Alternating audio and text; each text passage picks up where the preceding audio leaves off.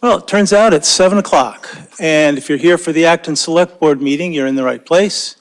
If you're here for something else, why don't you hang out anyway? It's a fun meeting. It's great to see so many people here. We need 5 of us here to have a meeting. 3 is a quorum, 5 is like we're all here. So we're all here. So I will call this meeting to order. We start our meetings with public comment, which we call resident concerns, which is a chance to say stuff, anything you want, especially stuff that's not on the agenda. If any of these agenda items on the agenda involve decisions, we're going to be inviting public comment then on those decisions. Public resident concerns are limited to 3 minutes so that we have enough time to get through the rest of our meeting. Dean has papers. He has a yellow paper meaning 2 minutes and the red paper meaning, hey, your 3 minutes are up. And then it's my job to interrupt you. If you're saying something and you want one of us to get back to you, like me as the chair or a staff person, just say that and then we'll make sure to get back to you. Otherwise, we'll just sit and listen and take in what you have to say. Are there any resident concerns tonight? Nobody online. Okay. I got to practice my speech about resident concerns. Next, we have the agenda part called Chair Update, Town Manager Update, and Member Minute. So I'm going to put in my password and take a look at my notes about what I wanted to make sure to say.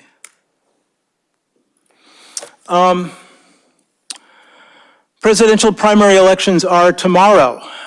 If you're a voter and you haven't voted early, in person or by mail, please vote at R.J. Gray Junior High Auditorium between 7 a.m. and 8 p.m. At last week's meeting, some concerns about the makeup and rules for the Board of Registrars was raised during resident concerns. We are looking to fix things as soon as possible. As a first step, I can report that one member of the Board of Registrars has resigned after the issues raised in that report were brought to their attention. I think that's all I got. Mr. Manager? Hi, thank you. I wanted to mention that the Municipal Monthly went out today. Thank you, Tom and others who put that together. Also wanted to just mention that the Planning Board is starting their public hearings as required for zoning articles. And I had a sentence I was going to read out loud. Sorry about that. It's a pretty light agenda. You go ahead and take your time. Yeah, I was expecting some more time here. That's 6. In any event, they are listed on the website. They're holding public hearings related to the zoning articles that are being considered for town meeting. One that the board discussed recently is the one related to vehicle sales. That's part of the list of things that they'll be discussing. So more info is on our website. Thank you. Members might have something to say, members of the board. Alyssa? Sure, thank you. I don't have anything from my boards and committees, but I did want to let everyone know that this Friday, March 8th, is the last day to pull nomination papers from the clerk's office, and the clerk's office closes at noon, so noon on Friday. There are several positions open, 1 on the select board, 2 on the school committee, 1 on the Memorial Library trustee board, 1 water district commissioner, and a water district moderator, and the town moderator. The date to return those papers with the requisite number of signatures, which I believe is 100 certifiable signatures, is Tuesday, March 12th. Thank you. David? Thank you. Several short things. We have a new deputy fire chief. Last Thursday, now Deputy Chief Chris Samet was honored in a pinning ceremony at the Harris Street Firehouse. Very nice ceremony, well attended. So please, everybody, congratulate Chris Samet. Also, last week, there was a kind of a listening workshop for how best to use the space behind the Red House as a natural meadow. Through the Sustainability Department received a grant to clean it up as a natural meadow. By clean it up, it means to remove some of the invasive species and things like that. And a number of people, a lot of them from the Garden Club, came to give input on what that project should look like. And finally, all these things happened last Thursday. The school committee last Thursday discussed their B budget, which is the budget that they'll put in place if the override does not pass on April 30th. It's a very severe budget, loss of about 86 educators. If people who want more information about the school district budget can find it starting at the school district webpage, which is abschools.org. Thanks, David. Fran? I have nothing to report on my liaison positions, but I did want to mention tomorrow night in West Acton Village Works, the DPW town engineer and the director of Public Works is hosting a community open house to talk about West Acton Village streetscape improvement plans. So that is tomorrow evening from 6 to 8 at 525 Mass Ave. Thanks. Dean? Two items. The Public Works Building Committee had our first meeting last week. We approved the RFQ to go out. We're soliciting an architect to begin the preliminary design of the building. Be probably selecting the architect and having them on board sometime later on in May. And at some point after that, we will be putting together some outreach to some of the neighbors and other groups and committees. But we're moving ahead with that. This was using the funding that was approved at last year's town meeting. The second thing is I'd like to request that we have an item perhaps on the agenda for our next meeting to discuss the issue with the registrar and the town clerk. Town clerk is in this strange situation. It's one of the few employees that's appointed by the select board, but is supervised by the town manager. And we rely upon them for vetting the recommendations. So I think we've certainly need to have a good discussion about that. The entire issue of how it came about, what are the resolution long-term, and obviously it's a personnel matter, so based on any discussion you might have with the town manager, whether the employee should be here for that session. That's it, thank you. Thanks, Dean. John? I have a redo on mine. Absolutely. Sorry, thank you. So the planning board will be holding a public hearing on March 19th at 7:30 p.m. to discuss the proposed South Acton zoning, the MBTA community zoning, the Assabet River overlay and Powder Mill zoning, as well as zoning changes for allowed use of the car dealerships or vehicle sales and rentals as defined in the bylaw. The public hearing will be here in this room, in room 204. It will also be available virtually through Zoom. So the draft warrant articles are available within the planning division if you email planning@actonma.gov, and they'll also be presented that night. Thank you. Glad we waited for that. The next agenda item is called Request for Use of Town Roads, Silver Unicorn Bookstore, Kids Graphic Novel Festival, April 20th, 2024. And Mr. Manager, do you have a thought about how to do that? How to have do you want a presentation? Do you want to just have us approve it? What do you think? Well, I know works? that the business owner, Paul, is here, who runs the festival. I'm sure he'd love to say a few words about what the plan is, but I think the ask of the board is to make sure that it's comfortable with the use of the roads for what he intends to do that day, which is have vendors and things like that on Spruce Street.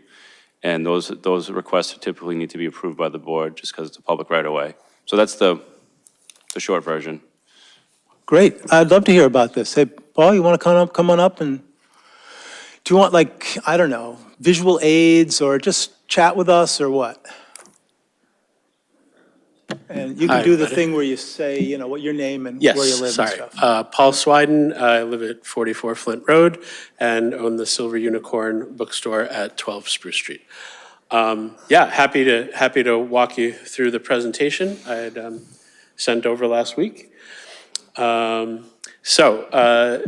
We are once again hosting the Kids Graphic Novel Festival at our store during April vacation.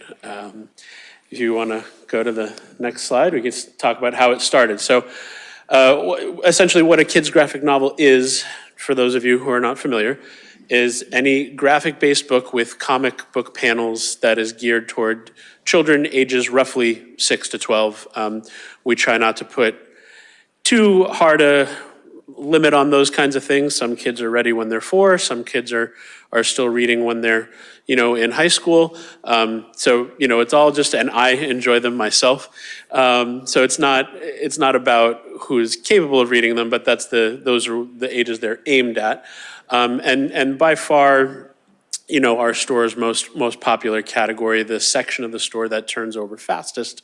So, when we were talking about something that we could do to, bring something positive to the community, we decided to focus in on these particular types of books. And last year, we were looking for something larger to do, as it was our 5th year in business and wanted to spread our wings a little bit. And so a festival was born. Last year, the festival, which was held on April 22nd, 2023, which again is the final Saturday of April school vacation, more than 2,200 people registered and attended. We like to call it the best day ever. Spruce Street was closed from Arlington to Mass Ave, but that was something that sort of happened at the last minute. So this year we're trying to be more upfront or plan it better. But last year we had 18 authors and illustrators who presented, several of whom were best-selling and/or award-winning authors. And we partnered with nearly 24 local, regional, and national businesses in order to put on this festival, including several of our publishing partners and several of our neighbors in West Acton. This year, we're doing it again. It's the same Saturday. This year it's April 20th, and because of the leap year, it's 2 days off instead of 1 day off. As of when I sent this in, which I believe was Thursday, we had 984 people. As of a few minutes ago, we're up to 1,044, so another 60 people have registered in the interim few days. We feel like we have an even better lineup of authors this year, not to throw shade to anyone who came last year. We're utilizing a third stage with our partners at Danny's Place. I'm sure you've all seen the renovations they've done to the church there, which has been nothing short of breathtaking as someone who's been in that space before and after they did the remodel. We also have a nice professionally designed poster that I didn't have to make myself. The version from last year was not as picturesque. And this year we have the Gates parking lot available to us. That was still under construction last year, and we really feel that that's going to help with our traffic flow into and out of the festival. So we're very excited about that. And the Acton PD has once again given us permission to close Spruce Street between Mass Ave and Arlington, and we've spoken with, most of, if not all of the stakeholders who are on Spruce Street to make them aware of the situation. So the request then is since we know further in advance that the road will be closed, the request is to be given permission to allow vendors to be in the street from roughly 1 to 9 Spruce Street. So if you're not familiar with the numbering, that's roughly from, the Mass Ave side over to the end of the yellow building where Legend Cafe is.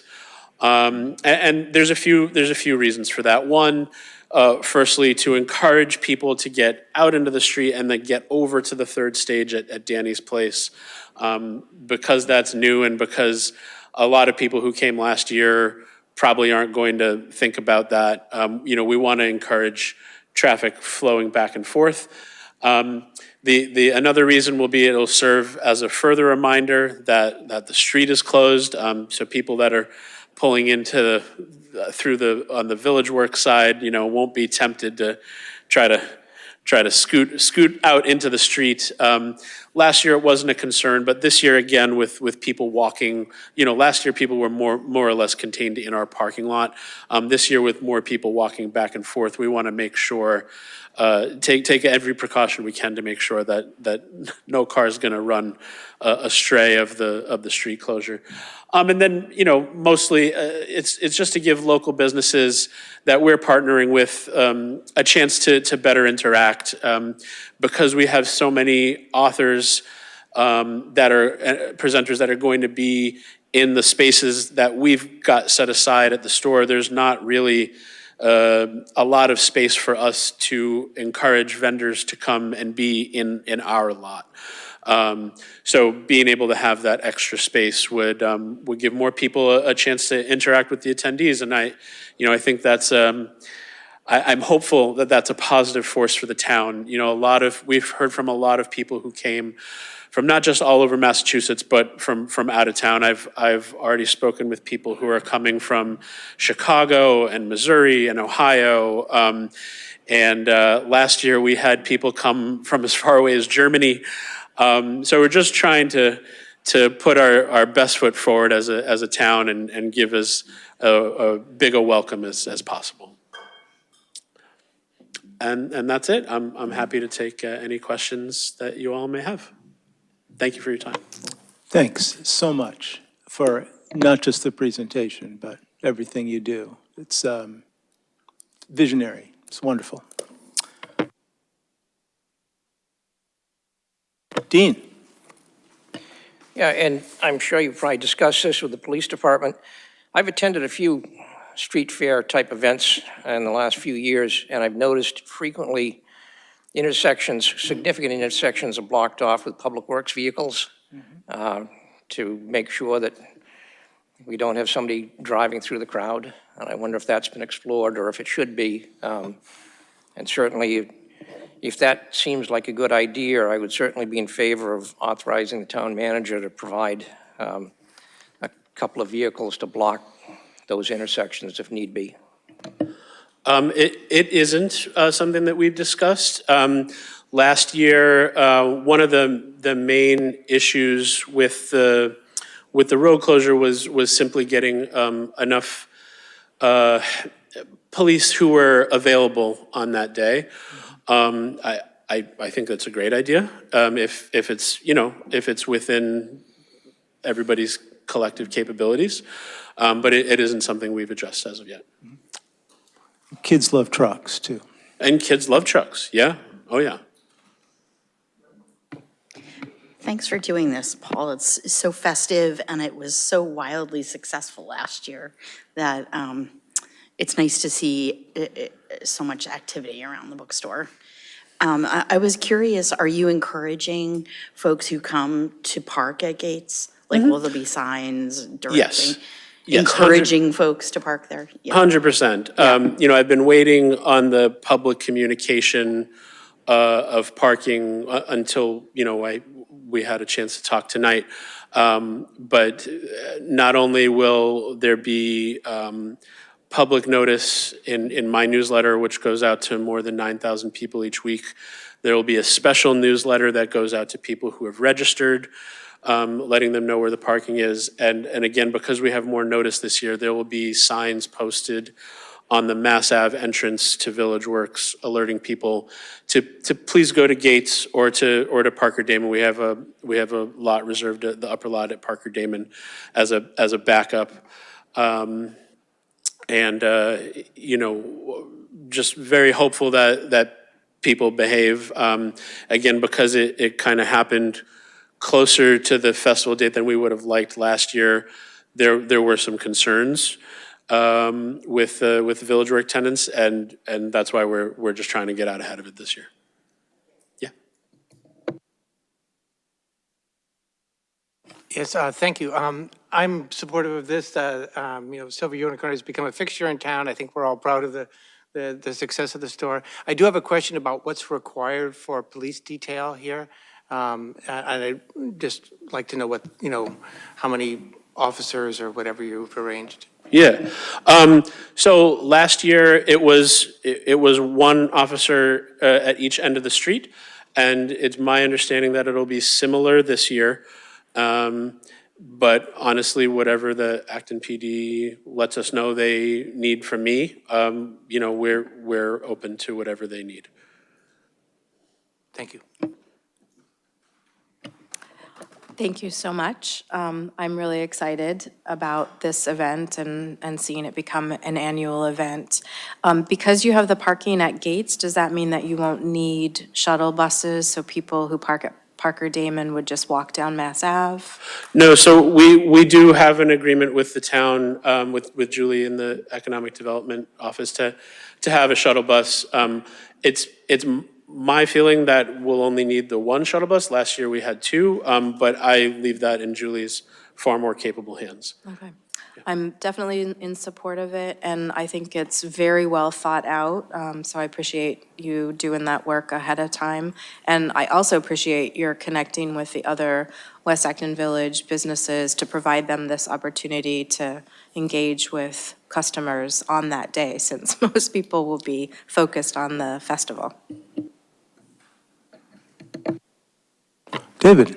Yeah, I'd also just like to thank the police department and the Economic Development Office for helping make this successful. Absolutely, we couldn't do it without them. Seems like a motion is in order. Would anybody like to construct one? I think we're asking to close Spruce Street between Arlington and Mass Ave. I move to close the half of School Street. Spruce Street, sorry. Sorry, Spruce Street between 1 and 9 Spruce Street on April 20th of this year in the afternoon for the use of the Kids Graphic Books Fair, as described.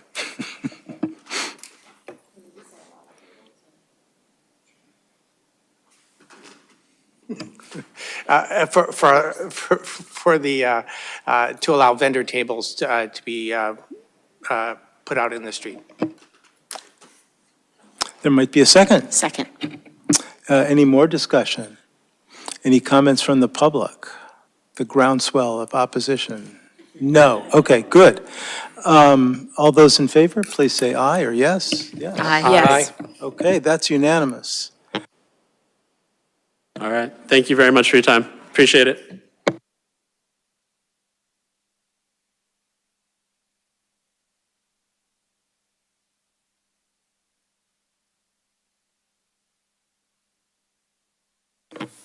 The next item is called Acton Leadership Group Update. The Acton Leadership Group is the group that has reps from the Select Board and the FinCom and the School Committee and staff from those entities that works on budget matters. And we've been particularly busy and focused this year because of the big gap between revenue and expenses. That has led, at our last Select Board meeting, we voted to put an operational override on the ballot for $6.6 million to pay for the ongoing operations of the school and the town. We met this morning as the ALG, and talked about a couple of things. One is that we agreed to recommend that the untaxed levy, that's the part of the override that won't be part of the budget in fiscal year '25, sort of the cushion, so to speak, will be at least 1.2 million. And that we also agreed that any additional savings that come from the remaining budget work will also be added to that untaxed levy. So 1.2 million is the floor. It may be more than that. The town manager already has a document linked from the town manager page that shows the tax impact of the full $6.6 million override if it passed and if it was all taxed in FY25. ALG, the leadership group, recommended that the manager prepare another version of that information labeled as an ALG recommendation showing the tax impact of the override in FY 2025 with that 1.2 million of untaxed levy taken out. It was pointed out to us via an email right after the ALG meeting that this sort of action of asking the manager to prepare some information might better be done with the assent of the select board and not just the two of us ALG reps. So at the end of my update, I would like to ask if all board members are okay with the manager preparing and posting this information. Let's see. Oh, and then I wrote the same thing again. Oh, no, we did. No, we did do a little bit more. We also, the other thing we started discussing was how to present the information for fiscal years after FY25. Because of the override, we think that a lot of people might be looking carefully at those future years, especially the next year, fiscal year 2026. And ALG typically doesn't do that much planning with those future years, simply projecting the current levels out into the future with, some standard small increases. We will study this more at our next ALG meeting on March 25th. And for example, just to give you a flavor of what we're looking at, we want to show people that the intent, the plan that the ALG is going to be putting forward and recommending is that we not simply take that untaxed levy of, whatever it is, $1.2 million plus, and simply use it up in the next year. The intent is to use that untaxed levy and spread it out over as many years as is reasonable to smooth out this transition. And we recognize that looking out too many years in these plans is not useful because of all the unknowns. There might be additional updates from David or John before we get questions and feedback from the select board. So the only thing I would like to say is, I agree that the updated tax table, which shows the tax impact of the override next year by house value, so you can look up the value of your own house and find out the approximate tax increase for the override. I think that's great, and one of the things I think that's important is that it then matches the ALG model, so people will have one correct source of information. But because of that, I don't think we should have two tax table sheets, right? I think that, what are people supposed to do figuring out which one's right, right? We have in the past gone literally for decades with untaxed levy capacity, and we've not used it, and it's not been taxed, and it doesn't show up in tax bill because it's not taxed. And so I think that shouldn't be in the tax table. I think we should just have one, and that matches the ALG model. And, I don't know how you want to do that at the end, but whether we need a vote of the board members or just, kind of consensus of the board members to see if they want to do that. Thanks, David. John, you had either something you wanted to add from the ALG meeting or something you wanted to add about this conversation about tax tables?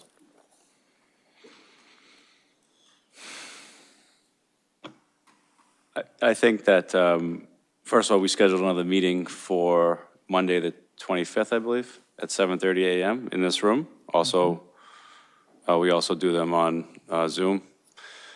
With regards to discussion of the tables of impact, as I mentioned earlier this morning, I feel it's my responsibility to provide information about what the override, how the override would impact tax bills. And I think decisions made by the Select Board and others that change that, I think it would be good to share too, but I think those are still being developed. Well, I guess they were finalized around 8:30 this morning, but and when I said it, they were still being developed. And so I wasn't comfortable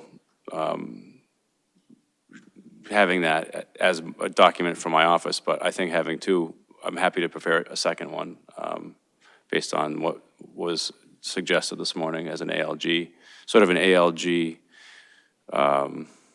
tax impact overview or something like that, that displays what we talked about.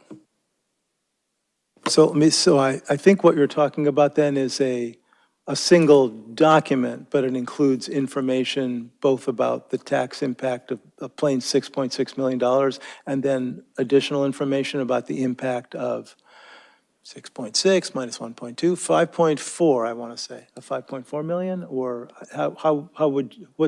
what would you be comfortable with so the Select Board can choose an option that makes sense? It's really, I'll do whatever you want me to do. I think we worked pretty hard to put together a data point that shows, it's a histogram, which is, I think, the first histogram I've ever made. Hopefully I did it right. But it shows how the different property values are spread out throughout the community. And then it shows what the average is and what the median is for both a single family and for a condo. And then on the other page, it shows what the potential tax impact of the override would be in ranges that's closely aligned to the histogram on the other side. So I certainly can do just another version of that and change the numbers based on what ALG decided this morning. And they'll just make sure it's clearly labeled as such. Great, thanks. It's good to know that those are the options. Are there other questions or comments from board members? Dean? Yeah, and I've not seen those documents yet, but an earlier draft that John sent out for us to review about possible tax impact, one of the questions that I asked was, that draft showed the impact if the override passes. But I think we all understand that the taxes are going to go up next year even if the override fails. And I had asked that a column be added to that because I think that's a significant, could be a significant amount of money. So the question, the educational point for the public is your taxes are going to go up regardless. It's going to go up by X. And if the override passes, it'll go by X plus Y. So I think that's an important educational piece to have included in any information sent out. The other point that I'd like to raise as far as I understand the intent is to have untaxed levy capacity. But if the override passes for 6.6 million, and even though you only need 5.4 million, there could be a situation occurring at town meeting that members of the public could move to amend the budget of either the school department, school district, or the town, and eat up that untaxed levy. And I think it's important that people understand that and that there be some way to communicate that so that folks know that, yeah, this is your intent, is to only need the 5.4. But there is a risk there, which there seems to be significant interest, especially on the school side, to go for a much larger increase. And it doesn't take that many people to show up at town meeting to pass a higher budget. Obviously, that would create all kinds of problems for the school district because they'd have to get the same sort of thing approved in Boxborough as well. But I think there's enough of a significant risk there that I think it's really important that we illustrate these things. This is the worst case scenario, not the best case scenario. So however the ALG and the town manager and town staff can work that out from an educational document, I think that's important, just from the point of view of transparency.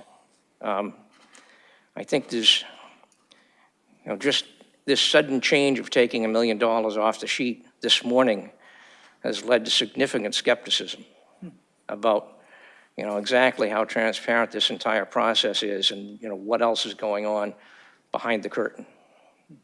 So I don't know,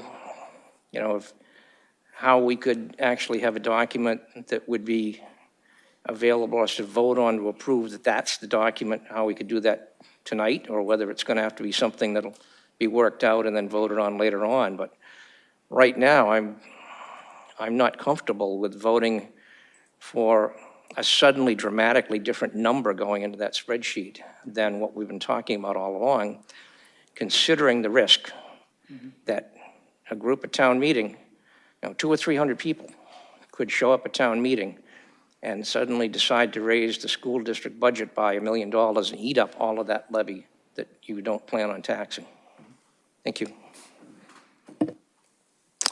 Fran? Firstly, I need if it exists, a municipal budgeting book for dummies. But that was my question. I think Dean answered it, because if we have a certain number on the ballot and use less than that, I was confused about that, so. David? So three things about that. The number we changed this morning, the ALG model going into this morning had $1 million in untaxed levy. We just changed it to 1.2. Just a difference of 200,000, right? So we didn't change it by $1.2 million. We changed it by 200,000. And we did that because the bottom line, literally the bottom line of the model, showed $200,000 to the good, right? And so we just took that extra $200,000 and decided not to tax it. Okay, so we didn't actually change any of the budget numbers or anything this morning, right? We just took that extra $200,000 and decided to recommend, ALJ is just a recommending group, decided not to tax it. So just a difference of 200,000. Second is those scenarios that Dean is concerned about are not possible under state law with regard to the school system for two reasons. One is the budget that the school district has already passed is a not to exceed budget. They cannot by law do anything higher than that. They may, at the school committee's discretion, propose a number lower than that, but by state law, they may not propose a number higher than that. And thirdly, state law says that if town meeting votes for a different number other than the assessment, it's the same as no. Okay, so by any difference, so if I could go find you the number, but if Acton gets a particular assessment, like $70 million, we can pass $70 million. If someone votes to make it $65 million, that's no. If someone votes to make it $75 million, that's also no. So it has no effect except no. And just so everybody knows, the process, if there is a no vote against the school assessment, the school committee can propose another number as long as it's less than or equal to the previous number. And then each town has 45 days to hold another town meeting to consider that number. If they vote no again, then there's a joint town meeting between all the towns in the district, in this case 2 towns. And and then whatever that town meeting decides happens.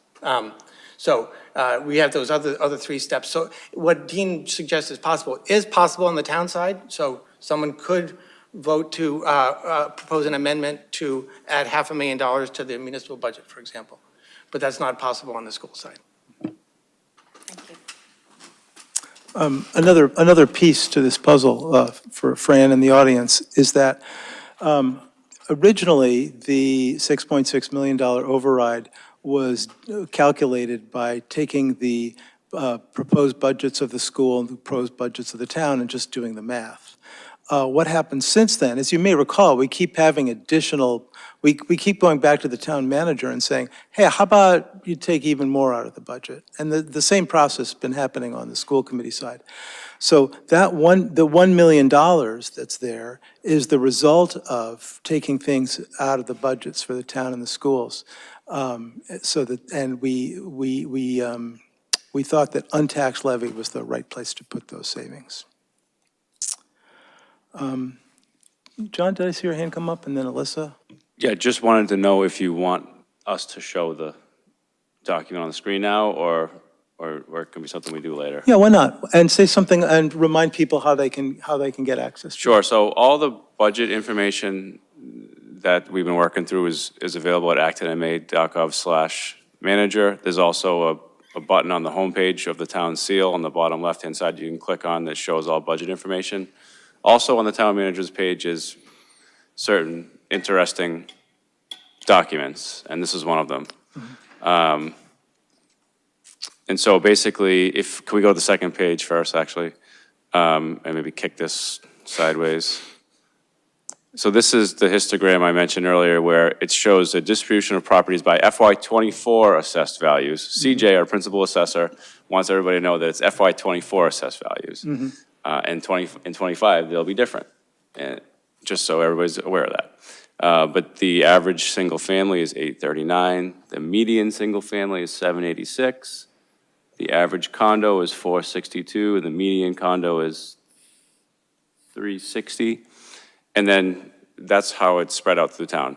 The other page shows, depending on which of those property value ranges you're in, the first category shows what your FY25 assessed value is going to be, which is, again, is going to be different than your 24 assessed value. But anyways, FY25 assessed value.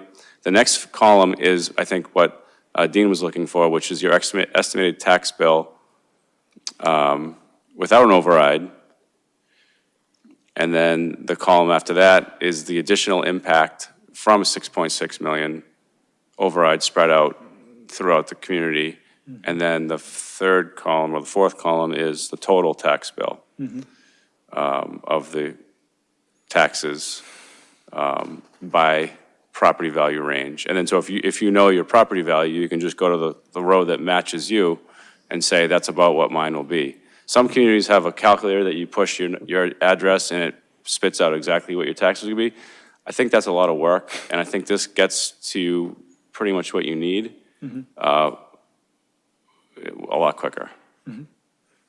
So that's what it is based on 6.6 million.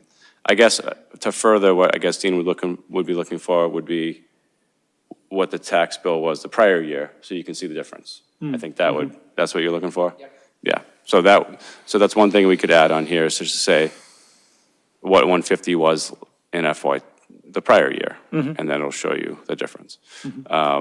The other thing that was discussed this morning was creating a new tab to show estimated FY25 tax impact from a $6.6 million override with $1.2 million in excess levy. And that would be a different column, or it could be an entirely different table with it, There seems to be a fair amount of empty space there. Could potentially fit 2 extra columns there. David? So my concern with that is, first of all, it's entirely, this column doesn't mean anything to people. It's not what we're taxing. It doesn't match the ALG work. It's just confusing, right? It's what we could tax, but we're not taxing that, right? And we don't intend to tax that, up to that limit next year either. Next year is next year, but we, don't intend to tax up to that limit next year. So, we could add another column here, but we'd have to have a lot of explanation as to what the columns meant. Don't pay attention to this column, pay only attention to this column. So what I would like to see is the third column here replaced with the $5.4 million column, and then it matches all the ALG collateral. It matches the ALG model and all the other ALG stuff in the ALG packet, and we have a consistent thing that we can explain to taxpayers as to what the result is. Additional thoughts on that? Alyssa? So I'm in complete agreement with that we want this override to pass in order to ensure that the proposed cuts do not need to be made, and having the lower tax impact for people to understand. And also, I think I heard at ALG this morning that that is going to be in the warrant. So to have an additional figure on the website and then a different figure in the warrant, I think will be confusing. And I know that there is some concern about the savings that has been found because of the switch of health insurance from Health Insurance Trust to Maya. And I think we need to continue to educate people that that savings is not all going to be realized. We need to be really conservative in holding back some of it. We have significant unexpected, unbudgeted for costs in FY24 that we're paying because of the rate increase and the coverage of the employee share. We're going to have to continue to administer the trust in some form in order to pay run-out claims. We're not sure what those are. The Health Insurance Trust met Friday, and the treasurer is concerned enough about the cash flow situation still, even with that infusion of $2 million, that instead of a quarterly report, he's going to come monthly and give us a report on, every single month, how much money is left. Obviously, we're not just paying it down because premium payments are still coming in order to cover the claims and at the higher rate. But I think that so much that has been put out in the public, either from meetings or from various websites, that people will want to know. Why, if the budget is lower, are you still bringing a $6.6 million figure to town meeting, to the ballot, and then to town meeting? And so to get that into this table so people understand, I think is important. I also, I know that this is a lot more work, or maybe not a lot more work, but more work for staff, and the histogram is beautiful. I appreciate that. But I also think that on the website, we need to have more information, because there is information going out from different groups in town, information from people who are supporting the override, from people who are opposing the override. So I think that the town website can be a place for accurate official information. I was looking at the Hingham website, and they have a phenomenal override page. In fact, I think it's multiple pages, but they have FAQ, they have the fancy tax calculator. I think that the table is sufficient, but that is something that we can ask staff to put more information on the website. I know that all the budget information is there in the presentations, but the budget document is over 100 pages long, and the presentation slides, if you didn't watch the presentation, it's not a full picture. So a nice page of FAQs along with that table, I think, would be helpful. And I had heard that the previous override in 2005, the information was available for people like in small flyers that they could pick up at the library. I think the library is a great place to be a hub for information, and I'm wondering if, similar to the school committee members having office hours at the library and town hall, if select board members might want to think about doing that over the course of the next 6 weeks for people to come and get more information, ask their questions. Thanks. There's one hand online. Oh, great. Yeah, Dean.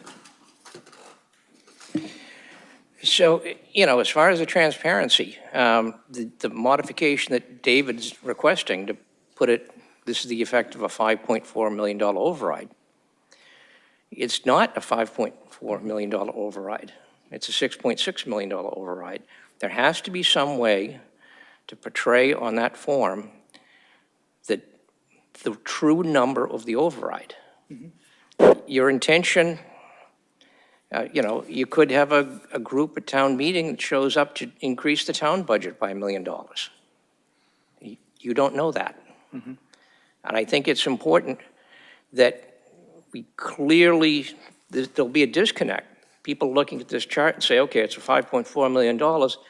Then you get to the ballot box and it says it's $6.6 million.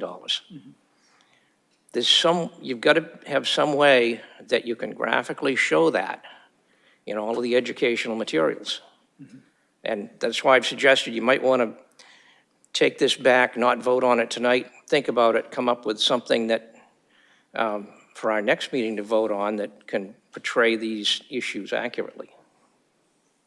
Well, I certainly agree that if we have a column, it would want to say, be clear that $6.6 million override and a $1.2 million untaxed levy mean that the tax impact in fiscal year '25 is, a $5.4 million increase. Yeah, we can't bury that number. We can't bury the $6.6 million number. It's just, what the calculation is based on. So we have a couple of different thoughts. We have thoughts about changing the column and explaining it clearly and directing the manager to start on that now. We also have the notion of coming back at our next meeting to discuss this more. The time seems short to me. I'd rather have a clear direction from the board at this meeting. So let's see, we haven't heard much from Fran yet, for example. Do you have a preference about giving the manager a clear direction tonight? Or would you rather, get a sample of how it might look and then discuss that at a future meeting?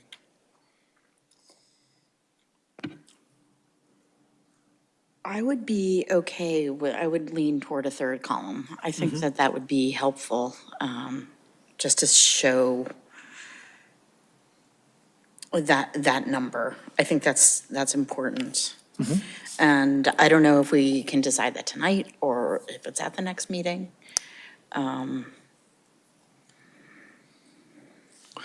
David? So I think we need to remember that this table shows the estimated tax bill, not the estimated override.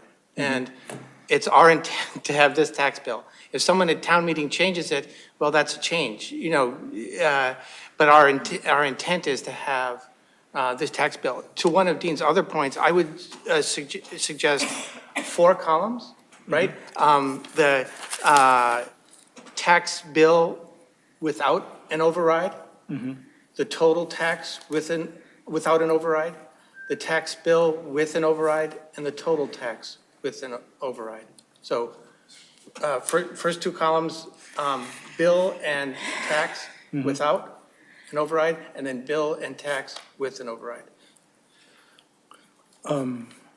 Bill and tax, I think I'm So confused. this has the last, Tom, could you put that back up? Or I can share it if you want me to.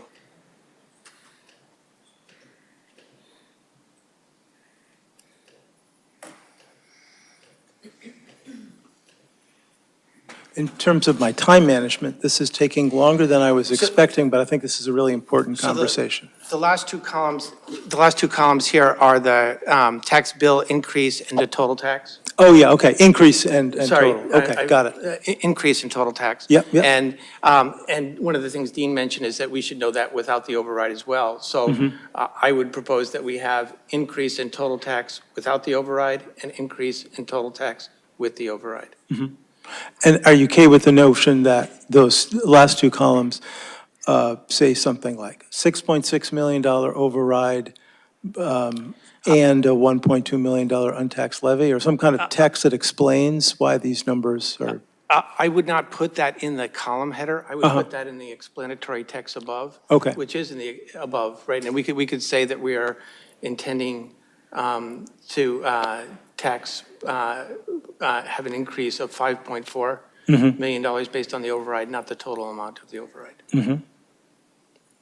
This is the start of our FAQ. Yeah. I think, we're less than 2 months away from the vote, right? And so I think it's important that we get that, accurate information out there. Dean? Yeah, I think so long as there's a clear explanation in that introductory paragraph up front. Leave the wording of that to the town manager. I'd be okay with David's suggestion, but I think we want to make it very apparent so that if somebody reads the entire document, they know the potential of what could happen. Probably it's a real stretch that it would actually happen, but I think people need to know what the potential is before they cast their vote. Yep. Okay, but just before we hear from online, I just wanted to note what I think is happening here, which is I think we're beginning to converge on an agreement to have the assessed values and then 4 columns, and explanatory matter and headers that make clear exactly what we're calculating from. Alyssa, yes. So just to be clear on the number of columns in addition to the assessed value, I had heard that, I think it was from David, that we should put FY '24 taxes so people can see how they go up in FY '25 without an override. The expected or estimated tax bill will be with the 5.4 million, and then the final one would be what the tax bill would go up because they're voting for the $6.6 million override.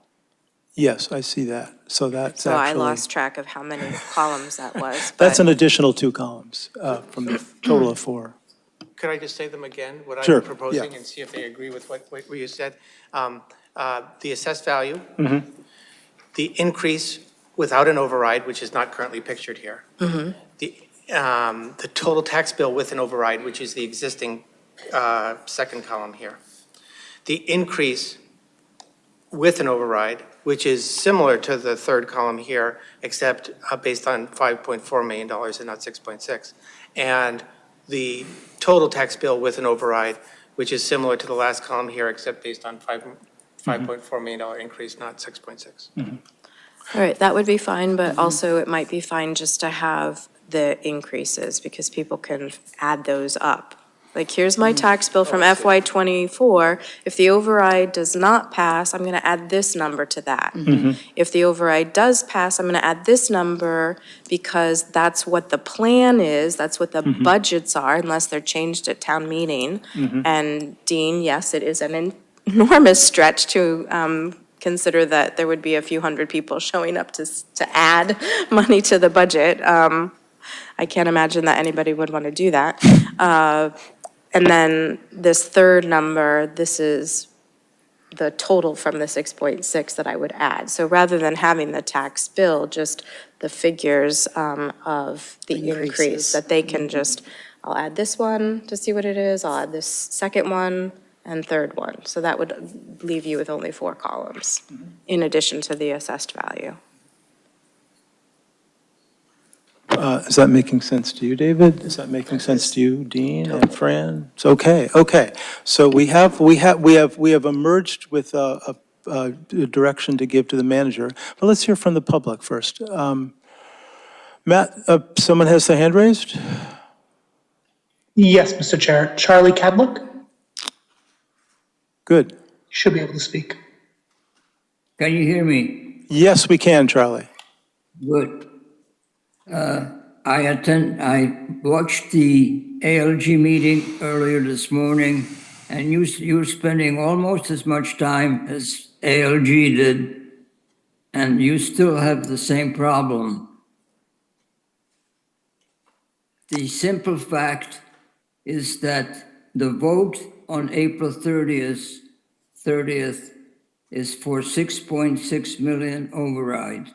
Whether that override is used in fiscal 25, 26, 27, 28 does not matter. Ultimately, it will raise the tax bill by 6.6 million. It's that simple. And if you say anything else, it's misleading. Actually, Alyssa said it earlier, more than a few minutes ago. The purpose of using the lower number, the 5.4 million, is to improve the chances of the override being approved. That's misleading. That's giving people the wrong information just to accomplish the goal of passing an override which will affect their taxes later, sooner or later. The only honest number is 6.6 million. That's what people are voting on. If they vote for it, it's available. How it's used is a separate issue. But if it's presented as a $5.4 million number, that's false. And this morning, after much discussion, the 6 people that are involved with ALG had about 8 different opinions. So I'm very much opposed to trying to improve the chances of the override passing by using a lower number for fiscal 25. That's not honest. Thank you. Thank you, Charlie. I do happen to disagree, but but this is why we have open comment, so we make sure that all the opinions are out there. It could be that we're still okay with the notion of these extra columns that Alyssa's outlined. Yeah, okay, we're going to live with that. So, John, is that a direction that you're comfortable with proceeding? You would need to draft language that made it clear that it's a $6.6 million override. Just to make sure we don't lose track of that. Yes. Great. Yes, we can do that. Great, thank you so much. Great, thank you. Are there any other topics about ALG update that we want to make sure to cover tonight? No? Okay, thank you.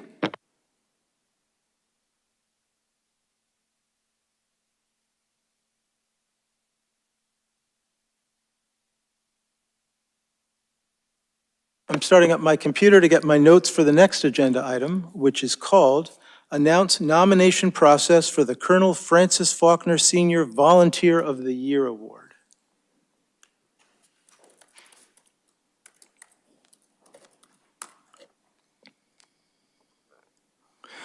Okay, each year, the select board members each nominate a volunteer from a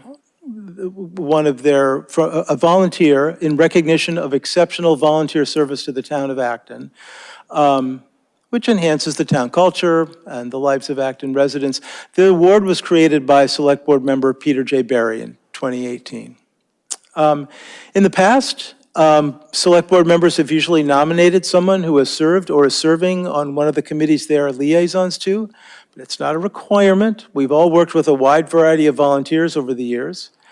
Also, in the past, Select Board members have often nominated someone who has served as a volunteer for a long time, but that's also not a requirement. Sometimes new volunteers accomplish something important, or they served with distinction under particularly difficult circumstances. These are your nominations, Select Board members, in recognition of exceptional volunteer service to the town of Acton. After you think this through, please send your nominees' names into the manager's office by Wednesday, March 13. That's about 9 days from now. If 2 people nominate the same person, for example, that'll give us enough time to rectify the situation, because we plan to announce these winners at our next meeting on March 18.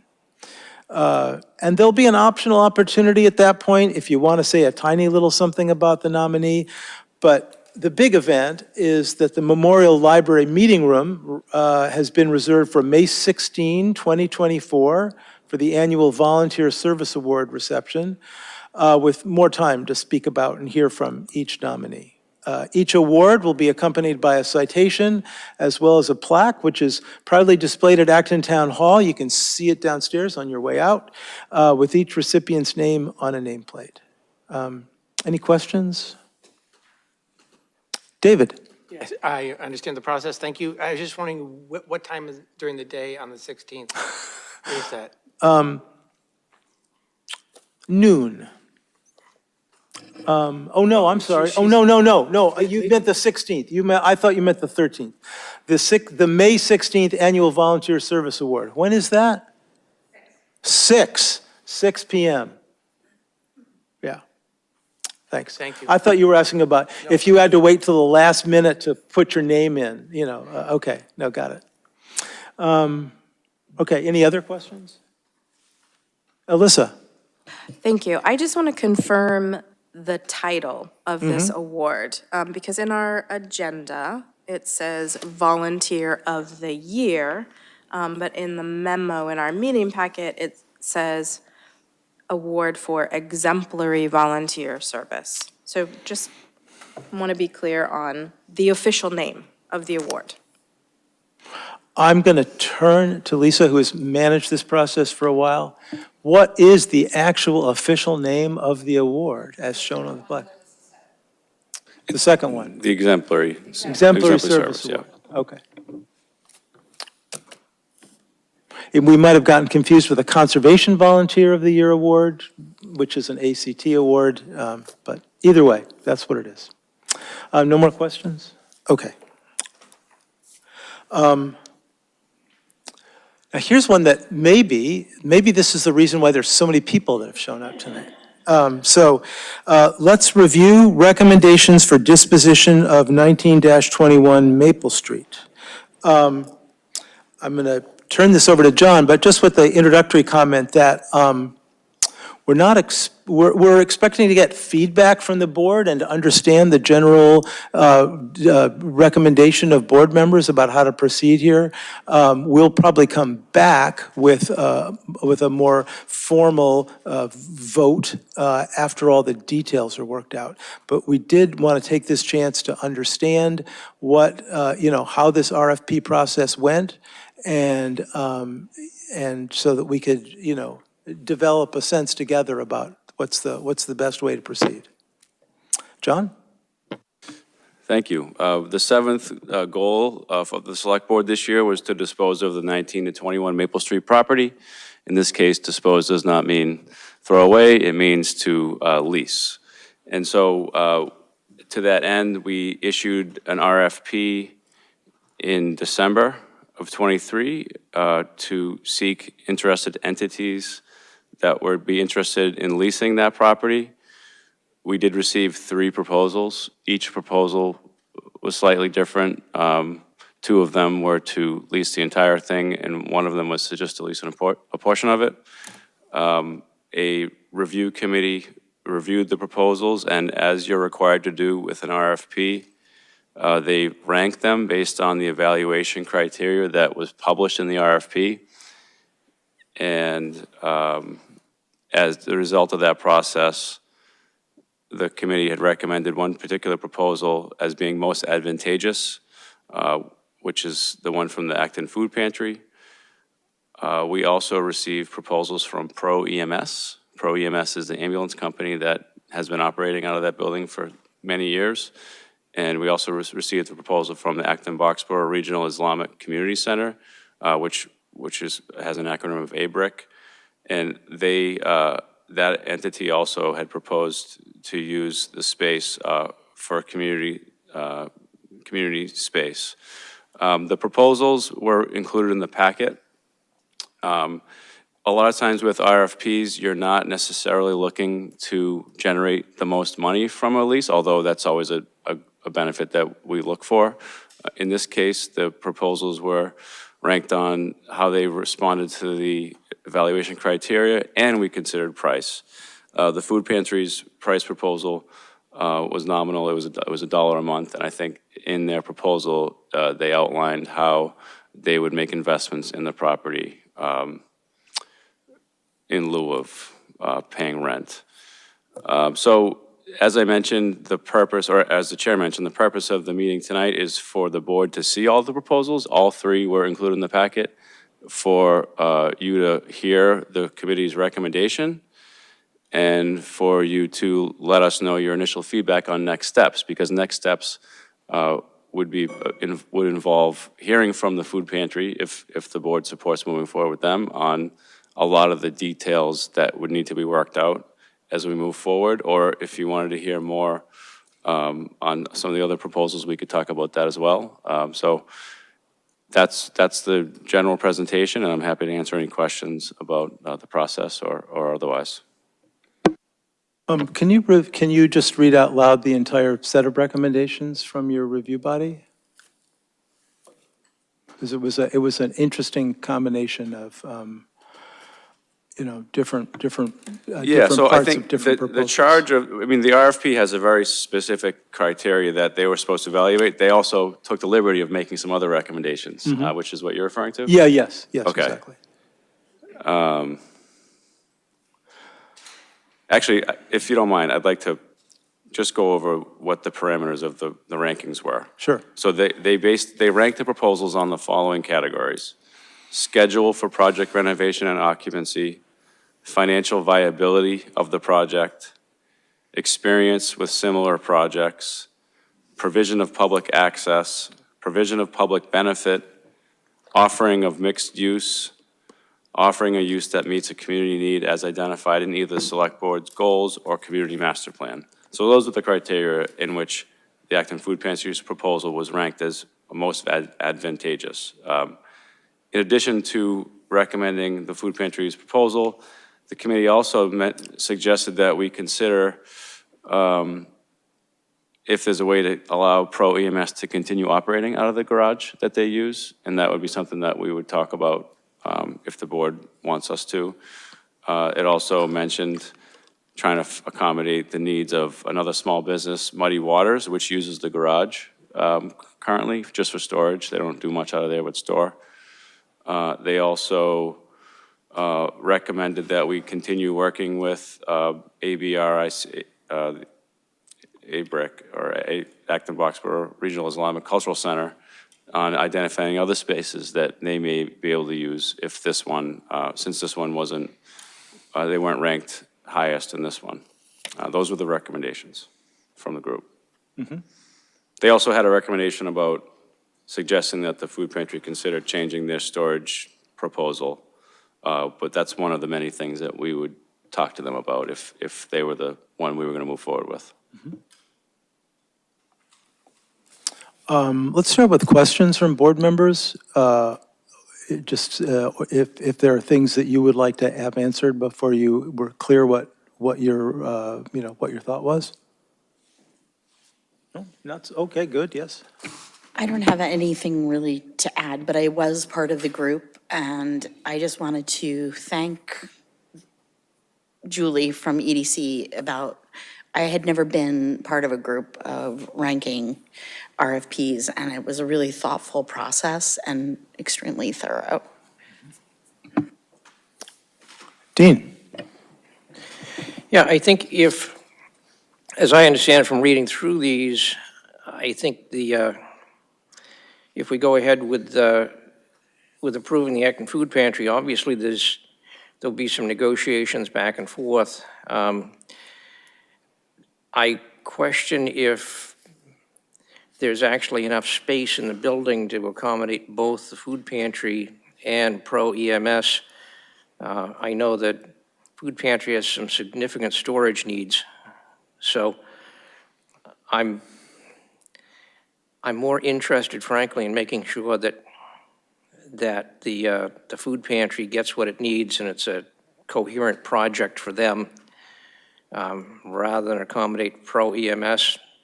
Great organization, but I think my priority would be to make sure that the food pantry gets really what they need.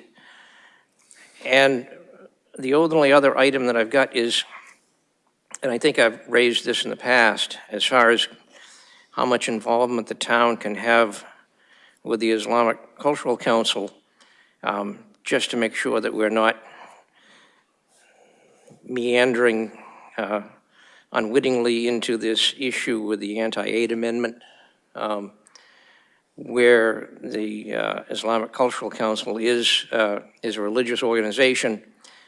The town has some significant and very expensive experience in what happens when you blur the lines between what government can do and what religious organizations can do. So that is not going to sway me one way or another as far as approving any of this, but it's just a warning that I think, needs to be front and center on everybody's mind. We want to help as much as we can, But there is a line which was discovered with our issue with CPC and the Congregational Church a few years ago. So be very careful about that. Thank you. I think we've moved from asking questions to sharing our opinions, so why don't we continue with that process? If other board members have initial thoughts about these recommendations. Okay, Alyssa, go ahead. Thank you. I have both. Great. So I can't say enough great things about this proposal. I'm very excited about it because the Acton Food Pantry is such a wonderful organization, and here you all are. Thank you. I do have a couple of questions. One of my questions has to do with accessibility to the second floor, because I noticed that ABRIC had proposed to put in an elevator to the second floor. And being a municipal building, I would like the town to discover whether or not there is a requirement to have the entire building be accessible if it's going to be open to the public. And I got the sense that they're proposing to put in an accessible bathroom on the second floor, but to have that space available for community meetings. So if it's open to the public, to the community, does it need to be fully accessible? So that's just one question. And then what I would like to see is a line item for the renovation costs. There was the total of $755,000, which I think is a reasonable alternate to a monthly rent. So I'm comfortable with that nominal symbolic dollar a month, because that's a significant amount of money to put into the building. But it would be nice, because I think that there was a total cost for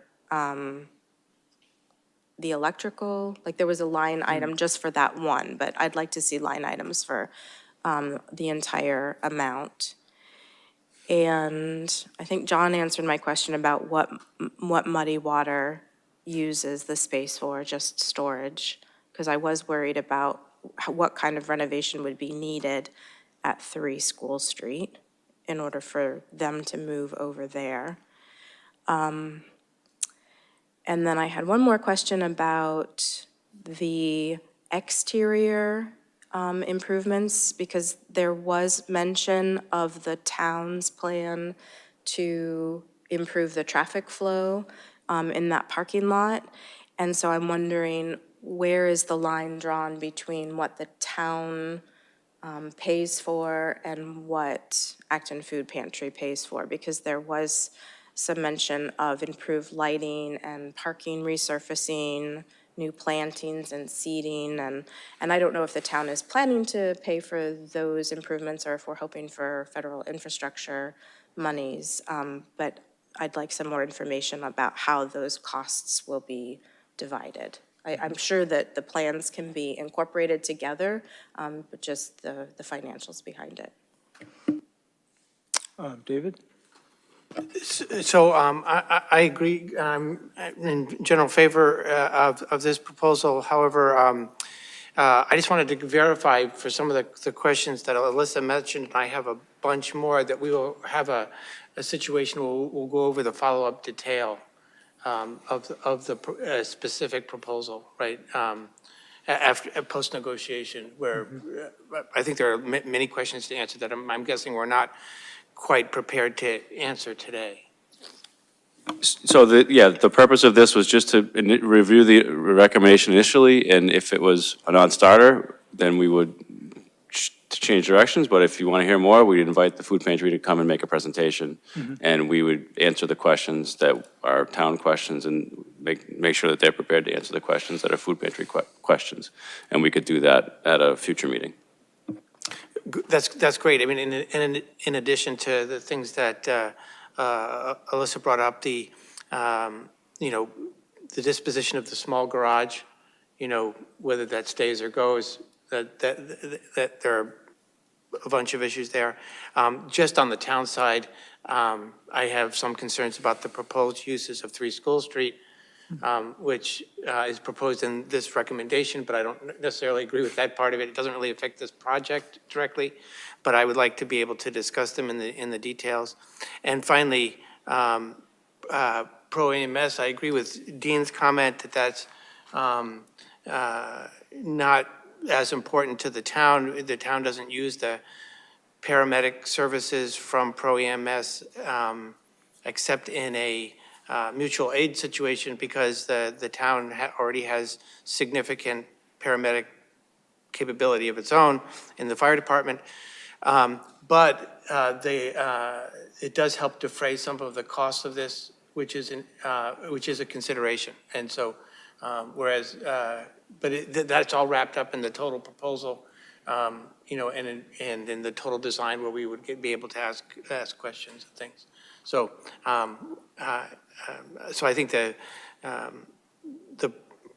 know, I think I've said it. The program has an impact on the total cost of running this property. There's one person too. Okay. We're going to finish hearing from the select board before we, you know, hear questions from the audience.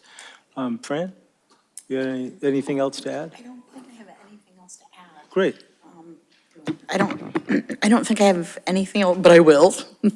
I initially, before I read any of the proposals, I was excited about sort of a mixed use plan. And after reading them all, I was excited about just one being in that location and the proximity to the rail trail, you know, the pantry. It would be a perfect location. It has the rail, and Stonefield Farm is there. So I think it makes a good neighbor in South Acton. So. Great. I'm enthusiastic about the food pantry using this space. I think it's worth asking the questions, John, about whether the space can be shared with Pro EMS, but I agree if that's a stopper for them, then sorry, Pro EMS. It does make me wonder if this building can be separated from the rest of the land, if it makes sense to proceed toward a sale rather than a lease. I don't know if the food pantry is interested in that. I don't know if it makes sense to the town, but it does seem like we tend to accumulate weird little buildings and, to have an opportunity to actually release one into, full productive use by an organization that has a long history and a strong track record of sticking around, seems like a nice win. But I don't know if that's realistic, but I think it might be worth looking at unless it's already been looked at. I also wondered, this is just a question for later, but I thought of Pro EMS in the 3 School Street space just because, hey, fire trucks used to be there, and these are, I don't know. It seemed like there could be a fit there, but I don't know enough about it to know. And I'm enthusiastic about the notion of trying to assist ABRIC in finding another suitable space. I share some of the concerns that Dean has raised, but I think it's worth, checking with council on that. Again, it may be a situation in which, maybe a sale is more appropriate than a lease, so we don't have an ongoing, a management relationship with a religious institution. I can't imagine, Town hall gets less used, so we have a Catholic church in the basement. I mean, it doesn't feel right. And I realize this is a cultural center, but it's also an Islamic cultural center, so I do have some of that concern. But I really want to support them. I'd like to see them in Acton, in a permanent location. So those are my opening thoughts, and it's great to hear from the board members as well. David, you had another thought before we hear from questions from the public? Yeah, I would have a lot of concerns if we were talking about a sale, and I would likely not be in favor. Right? We bought this property, town meeting bought this property for parking. We can still have some parking. We always, in the proposal, when we went to town meeting, is we said we didn't know what we were going to do with the building. And I think the building with some reasonable amount of parking is okay, but I think that selling the whole property is not right. The parking usage for the train is, probably above 80% of where it was pre-pandemic. Oh, great. And the main lot is much more full than not. Oh, great. On most weekdays, and continues to come back. And the traffic situation on the way into Boston continues to get worse. And so, and the state has long-term plans to improve the train service. I think that we should not be giving up that parcel from its intended use. Thank you for that quick and persuasive explanation. There may be questions either in the audience or online. We did see two participants have raised their hands. Matt, why don't we go ahead and hear from these two participants in whatever order makes sense to you? Sounds like a plan. I'm going to call on them in the order in which they raised their hands. So the first will be Franny Osmond. Franny, go ahead. Hi. Yes, I'm going to make an unpopular comment about it. I love the food pantry, but I really wonder how much access from the train or the train station or the bike path will be used. And I feel like that property should really be open to the public in a way that people at the train can use it. And so I'm hoping that some of the mixed use that they're open to will include some protection from weather, because people tend to go to the train station. If you go there in winter, a lot of people sit and idle in their cars until their train comes, and it's really bothers me. And it would be nice if there was a warm place that people could stand, and a bathroom, and ideally some coffee or something to make it a sociable place. And so if that could be included, then I love the pantry being there. I like them having a space, but I just really want to take advantage of the location being at the train, to give some support to the train station or to train riders. And the other thing is access. I really agree that we need handicapped access. And I want to see, along with this plan, the town to be a little bit more proactive with the MBTA. I heard that they don't really like the idea of making the handicapped access to the south side from the panel that was designed for that purpose, but that they wanted us to make some other connection. And the way it is right now, there's so much distance between the train station and the other part. So I would really like to see that progressed, and even consider a connection between the platform and the second floor of that building. I remember when Alyssa and I were walking around there, we were looking at the levels. So it might be possible to combine that building use with the access. So. Thanks, Franny. Matt, our next. Yes, next is I apologize when I say his name wrong. Aslam Yusuf. Should be able to speak now. Hi, this is Aslam Yusuf. Sorry, I represent ABRIC. Just wanted to quickly ask a couple of follow-up questions based on the comments. First one, I think, was around concerns working with religious organizations. So just so we are aware of what is the real concern that you wanted to bring up? There's some separation of church and state issues that have gotten the town in trouble before. So, for example, when there was a proposal to spend town money fixing, what was that? Was that a stained glass window or something in an historic building in an historic district? So we saw it as an historic preservation project, but the courts disagreed, and we spent a lot of money on that. Got it. Okay. All right. Yeah, and the other one was, I think, Dave, you brought it up about the possibility of, working with us to find a suitable place. And I think we've been working with Julie and the town for more than a couple of years now. And, we're not able to find any commercial spaces for us to rent as well. So I would be glad if, we can continue our relationship and find something really suitable for us. Thanks so much. Thank you. And there was a third hand? Yes, Mr. Chair. This is from a call-in user who should be able to speak and identify themselves. Hi, this is Tara from Pure Mazda. Can you hear me? Yep. So I just want to tell the folks from the Islamic Community Center that it was really struggle for me because I love the idea of more integration, cultural integration, and the idea of maybe having events and stuff like that. So please know that there are people out here that are very supportive of helping you. Also, please keep in mind that there are churches that are kind of combining and using buildings, like the Brazilian Baptist Church is using the West Acton Baptist Church. They have some arrangement where they use it a certain number of days and nights and all that stuff. So you might consider St. Matthew's has a wonderful large kitchen with a stage and a ballroom. And I would say that's dark, 80% of the time. So you might want to consider that.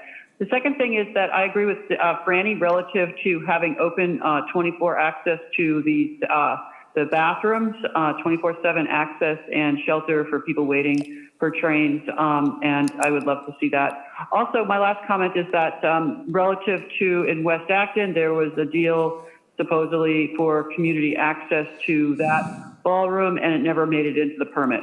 So please be specific about not only how much right the public has access to book those rooms, but the process and, I don't know if there's any fees or if it's free or whatever, but be specific if you can so that we can actually realize that vision. Thank you.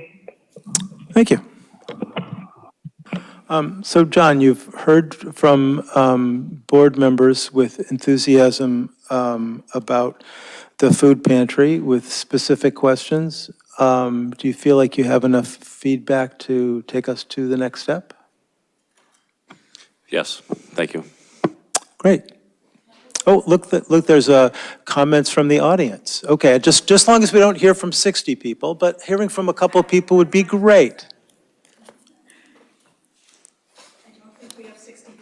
Okay, you press the little red button, say who you are, and... My name is Lisa Gordon. I'm the Executive Director of the Acton Food Pantry. I'd like to thank you all for allowing us to speak and for putting out 19 to 21 Maple Street as an RFP, and I'd like to thank all of those who sat on the review committee. We are very thankful to the town for opening up this opportunity, and I think you all know from reading our proposal that we have a long relationship with the town of Acton. You guys have been great champions of ours. We really appreciate that. Some of the things you may not realize, and I wanted to give a little bit of context, is that during the pandemic and since then, food insecurity in our community has continued to rise. I was hired about 2 years ago, and at that time, the average household, and that just means a household, that's not all of the individuals, that we were serving in 1 week was around 265 to 275. Since that time, within the last month and a half or so, we have broken all records of the Acton Food Pantry. We are serving, well, the record was broken when we were in over 350 households, and that was not during our Thanksgiving distribution, which tends to be our highest amount. I wanted to remind people that food insecurity is often invisible. People feel stigmatized by it. You often don't know. You may be interacting with neighbors, friends, business owners who are experiencing food insecurity. So while there's things that we talk a lot about in our community, food insecurity tends to be one that gets overlooked because people don't want to talk about it. And we are a welcoming and warm space to everybody who is experiencing any sort of food insecurity. When we look at overrides, when we look at inflation, when we look at job losses, anything can tip the balance in a home. And the first thing that people do is they reassess their grocery budget. They don't sell their car, they don't sell their television. They really have to look at where can we save? What is the cash going in and out? They don't really have room to adjust their rents. So we have to remember, oh my goodness, okay, That's I've the got to do the 2-minute warning. 3-minute thing. So I want to go very, very quickly, then I will speed up. Or you will get additional time because we want to bring you all back. Okay. So, but let's hear the short Well, version and I think tonight. Renee ceded her time, maybe I have a little bit more, but one of the main things I wanted to talk about is food storage. And I will share that when I started working at the pantry, I did not understand the dynamic between the pantry and a shopping area and storage. 90% of a food pantry is its storage. In fact, right now, we have to turn away food sometimes. We have to really assess whether we can take donations from grocery stores. In fact, one just recently offered to give us food, and we have to have a meeting about whether we can take it because we don't have enough storage. At our current location, we are in crisis mode. We have so many people, we don't have enough storage, we're not set up to serve the numbers that we are serving, 50% of which come from Acton and Boxborough. So should I start on Renee's time? And no, we're going to hear all this again. Okay, can And I add it's- one last thing, which is if this is about money? If the board, will the board would indulge a little more time here or not? No, a little more. I would Take a minute. Okay, well, I'll just finish. I'll go through everything that I said by saying that if it comes down to the income from the Pro EMS, we would be willing to chat with the town about meeting up to their offer, because I want to emphasize that 530 square feet to a food pantry is like gold. And so I want to say that we are open to whatever discussions to try and make something work, because we really, really need to find a new home for the Acton Food Pantry. So thank you very much, and thanks for indulging me in the last minute. Thanks, Lisa. Another question? Thank you. So obviously, this location has two numbers, 19 and 21. I'm a little confused about where Pro EMS is currently and what is proposed to be demolished. Because when I saw the shed, I was assuming the roof with the concrete walls, which is right along the tracks.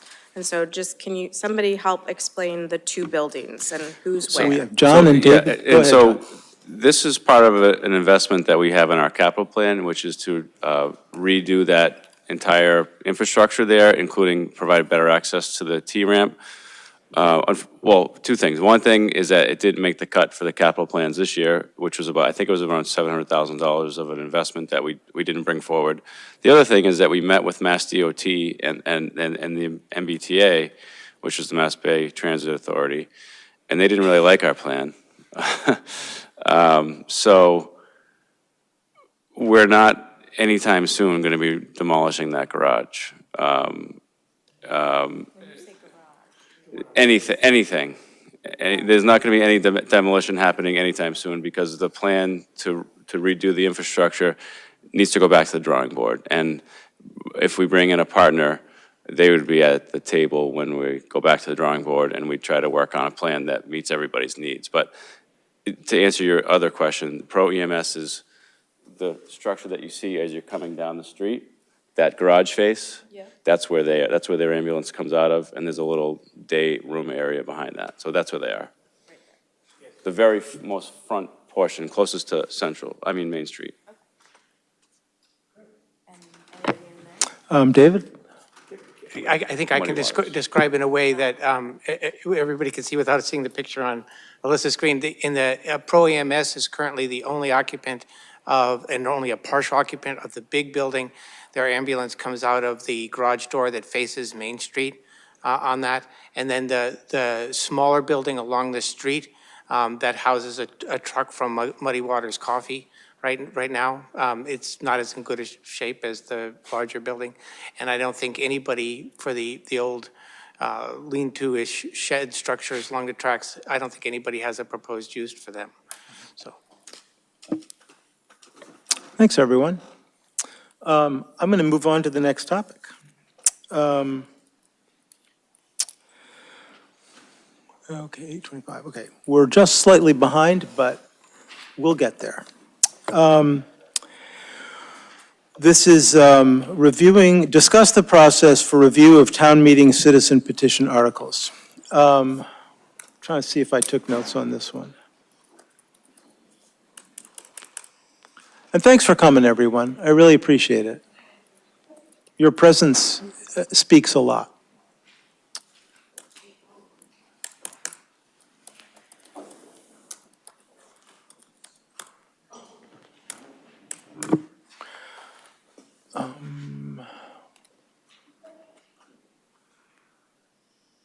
No, I just had imaginary conversations with myself about this one.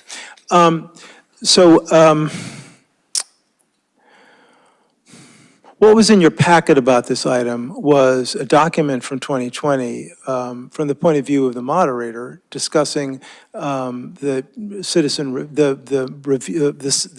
petition process, and it mentioned that it would be fine for the select board to approve the use of town council in reviewing citizen petitions, and it suggested that that kind of review is important before the items get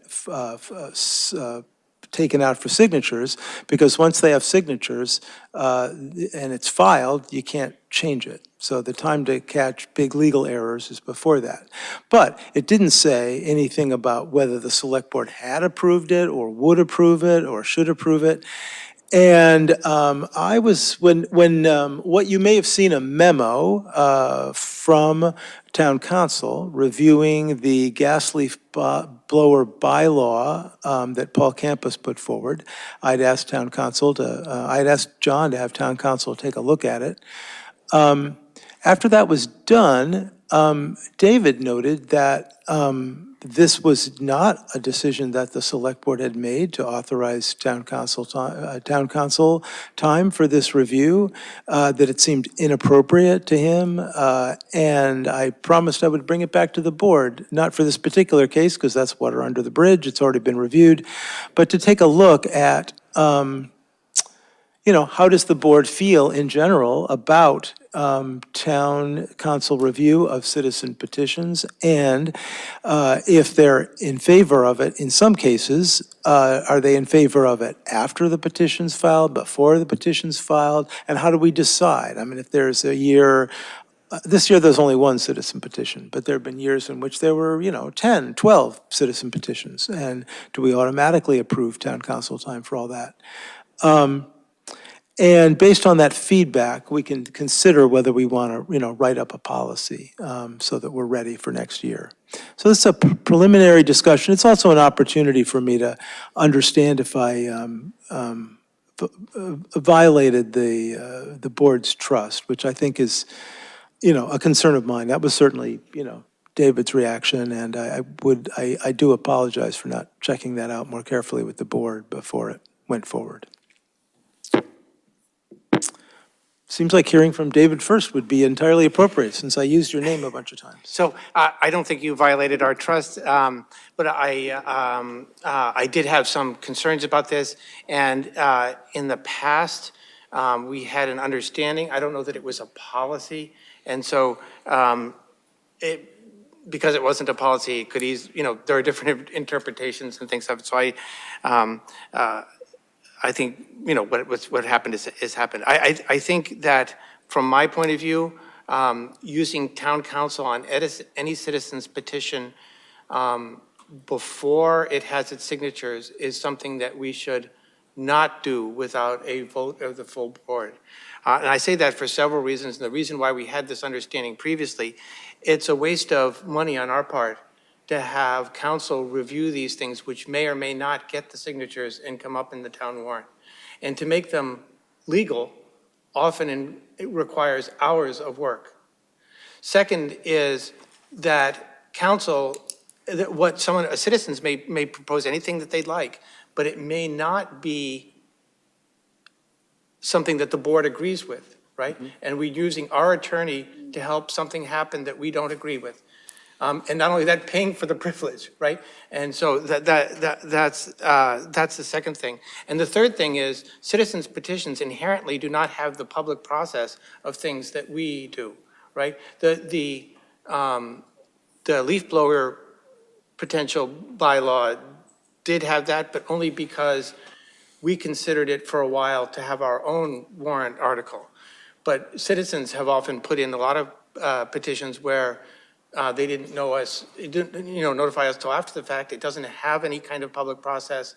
It doesn't have, it's basically something selected by 10 people, not a lot of people, right? And I don't, that's fine, that's their right to do that. I don't object to that. But I don't think that we should spend town resources on that does not have a public process, right? And so for those reasons, we had an understanding in the past that we were not going to have council review them until after they had their signatures. And at that time, council would tell us what the effect of it was. So often people, if they're changing a bylaw, will model it on another town's where it's already gone through legal review and it'll be pretty darn close to legally correct. Some people write their own, and if it's just a resolution of town meeting, it's often fine. If it's something more than that, it's likely not to be legally correct unless they got their own municipal attorney. And so town council's review after would tell us and then town meeting what the effect of this would be. If it wasn't written properly, the effect would be sometimes just a resolution, or maybe if it was properly written, have the full effect of a bylaw. So for the first reasons I mentioned, I don't think town council should review ahead of time. If we want to make an exception, right, if we think something's really important, a vote of the full board to authorize expending town council money on it makes sense to me. Thanks, David. Let's hear from other select board members. Dean. So, yeah, I fully agree with David on this. Last year, I think we had 10 citizens petitions. There's nothing to say because the bar is so low with only 10 signatures. We could have 30 come in. We could have 30 of them come in at the last possible moment. And suddenly, there's this expectation the town is going to provide legal review. I also think that, there's a town council works for the select board. We appoint town council. It could be that the citizens petition is something that this board might be opposed to. And then, we're providing counsel to basically try to do something that we might not politically be in favor of. That puts us in a strange situation, puts the petitioner in a strange situation, because they'd say, well, okay, select board's already said they're opposed to the citizens petition, but they're providing us legal advice. Is that really legitimate legal advice? So, yeah, I strongly agree that,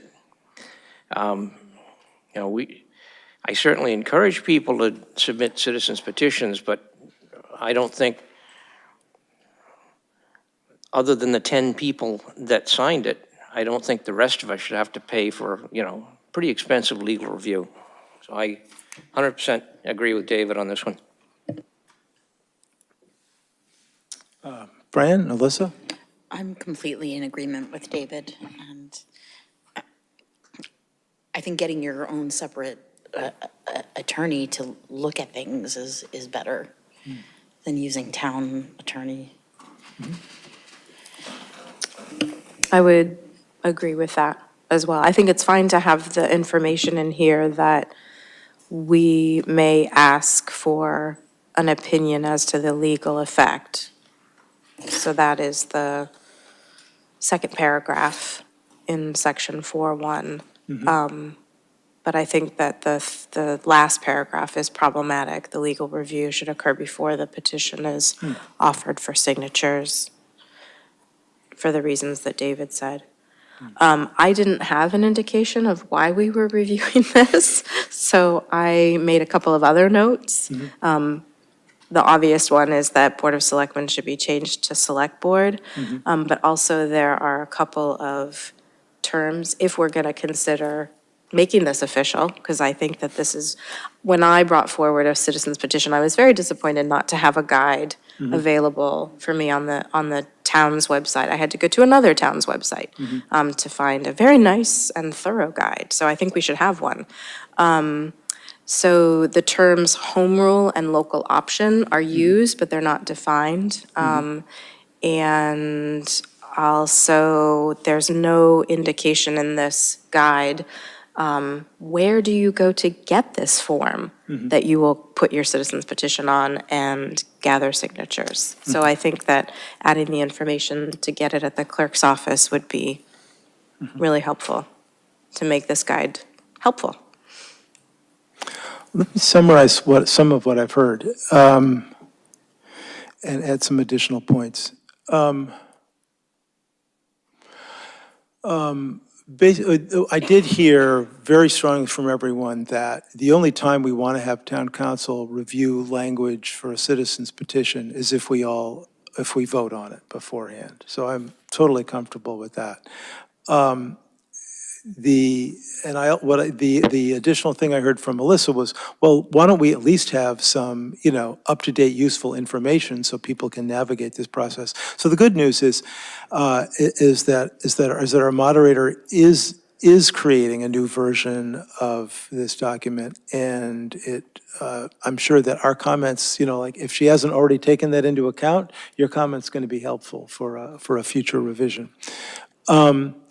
The distinction in my mind that's important here is the distinction between non-binding resolutions and binding resolutions. So when the town council has taken a look at non-binding petitions, after the fact, in most cases, she's just said, it's non-binding, it doesn't matter, it can say whatever it wants. So it's not a very complex legal review, but on the other hand, it doesn't need a legal review because it's non-binding, it just says what it says.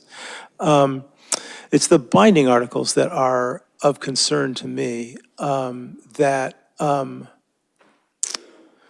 I'd rather get it right early on. So if someone has a binding petition in mind with a actual bylaw change, I would much rather hear about it from them before they write it up and get the signatures, or after they write it up and before they get signatures, so we can consider whether there's, useful, town meeting review that can happen. So I would still encourage people to do that.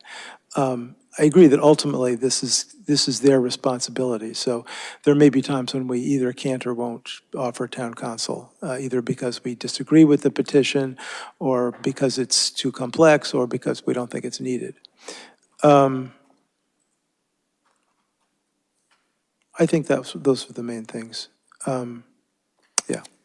David, you had some additional points. So one of the things about review after it was certified, there have been in the past some attempts at changing the bylaw which were not written properly, and town council deemed them to be non-binding, even though the attempt was to make them binding.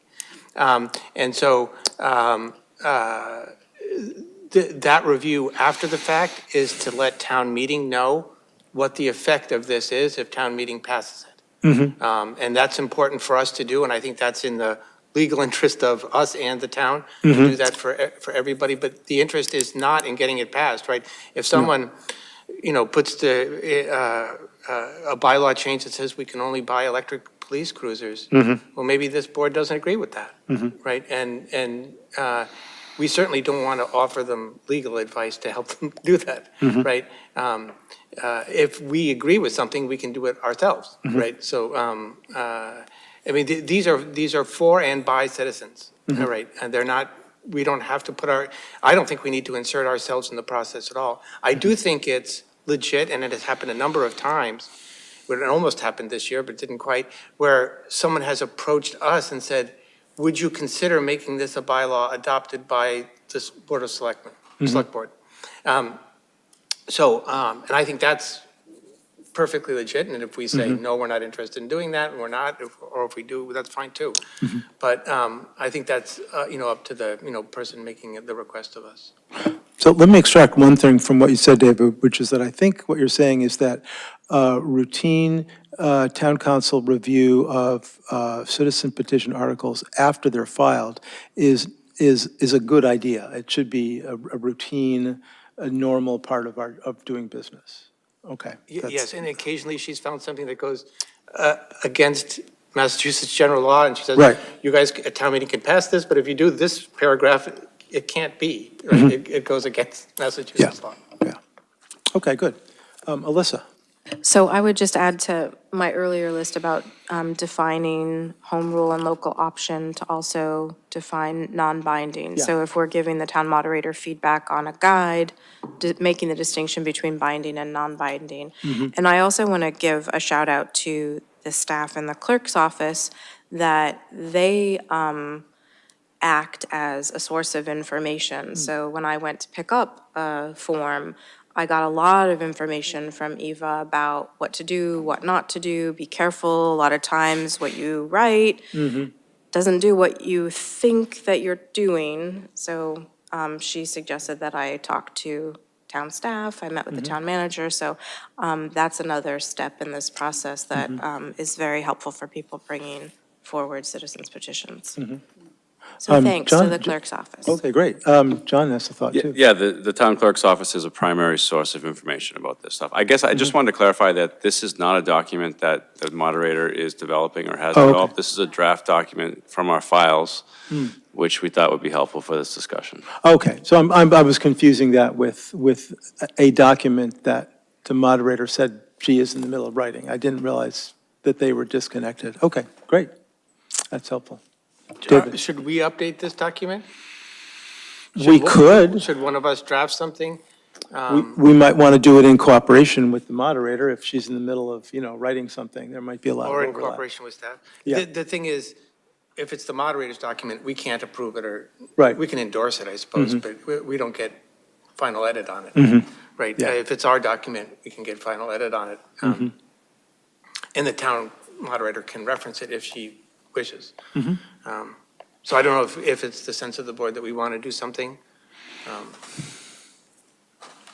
I think we could talk about that another night, but I think that's, that'd be among the things we would do if we came back with a more detailed, proposal, is we include the notion of, improving or writing a document. And the notions, what I hear so far is affirm routine council review after petitions are filed, and consider, if people come to us, we can consider, offering town council or staff support if that's, it's something that makes sense to us.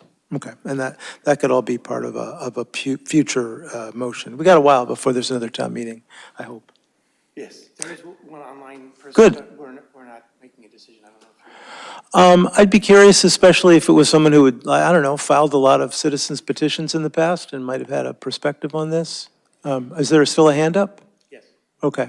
Matt, why don't we hear from a person online?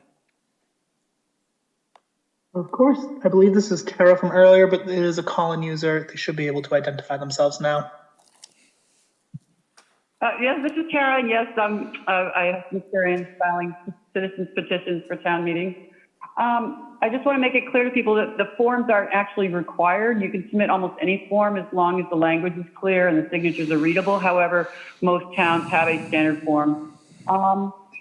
Changing binding to non-binding, I think only can do it before the signatures are gathered. And I urge, and that's why I have a couple of problems with what you guys have seem to have decided, that if you want, in my view of legal, Acton town attorney review of citizens petitions before signatures are gathered is only to review the legality of the language to avoid problems should it pass.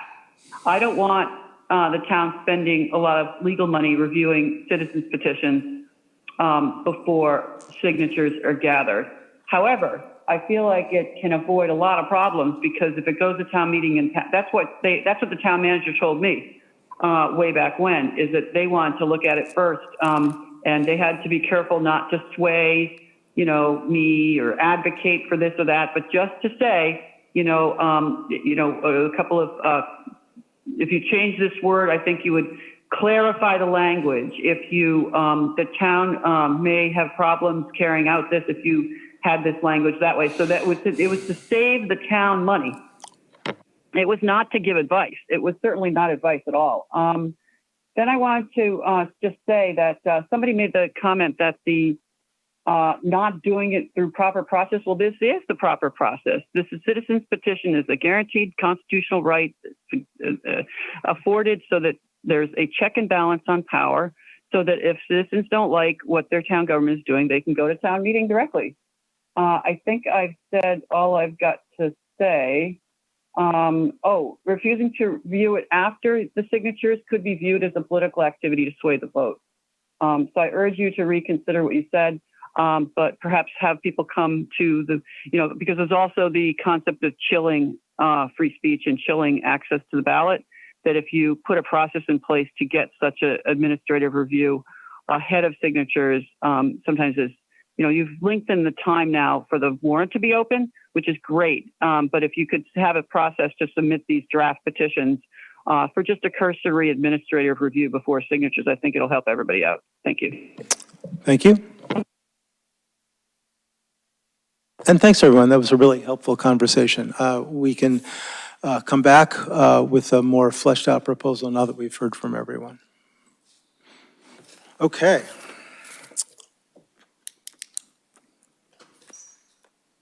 This next item is short because I think we're going to do it at a future meeting. It's called Approve Proclamation Commemorating 90th Anniversary of Acton Garden Club.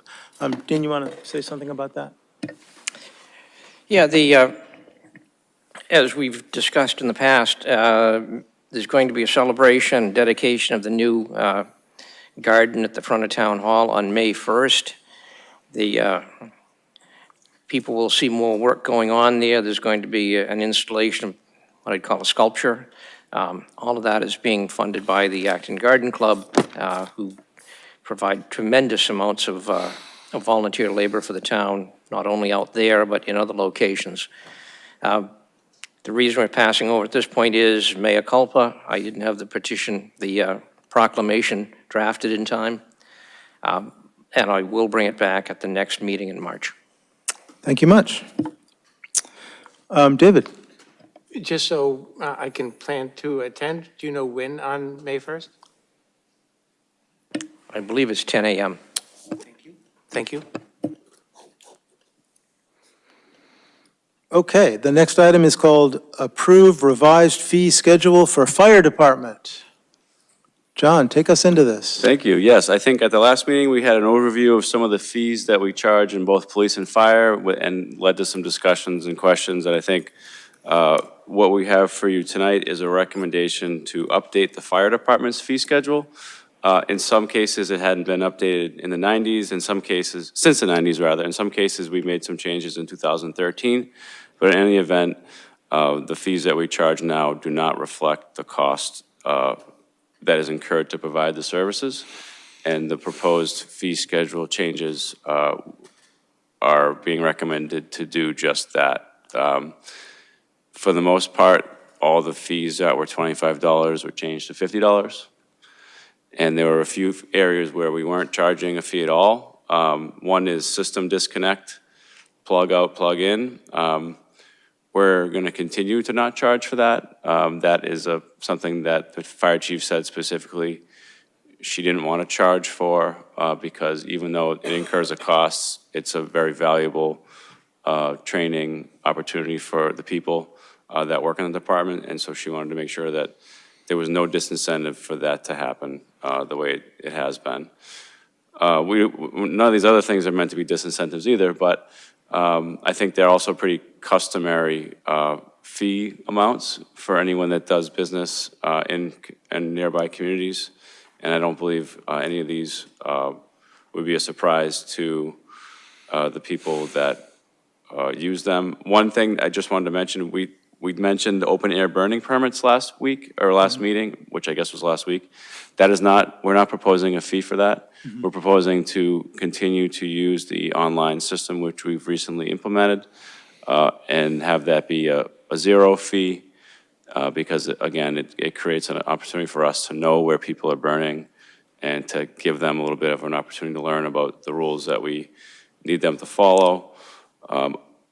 On that note, I also wanted to mention that we went live with online permitting for smoke detector, residential 26F and 26.5 smoke detector and CO inspections, which are what you need when you sell a house. If you sell your house, you need to have it inspected to make sure the smoke detectors work before the closing.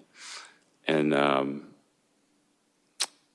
the fee for that had been not tiered in the way that we're proposing it now, and we're proposing to tier it to reflect the extra work involved in doing that for multiple unit properties.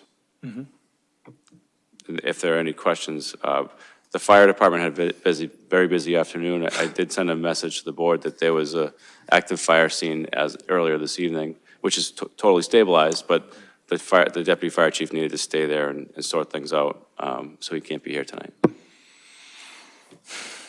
There might be questions about the fees. Alyssa? I just have a question about the online permit availability. Are the burn permits still available at the fire stations, or is it only online now?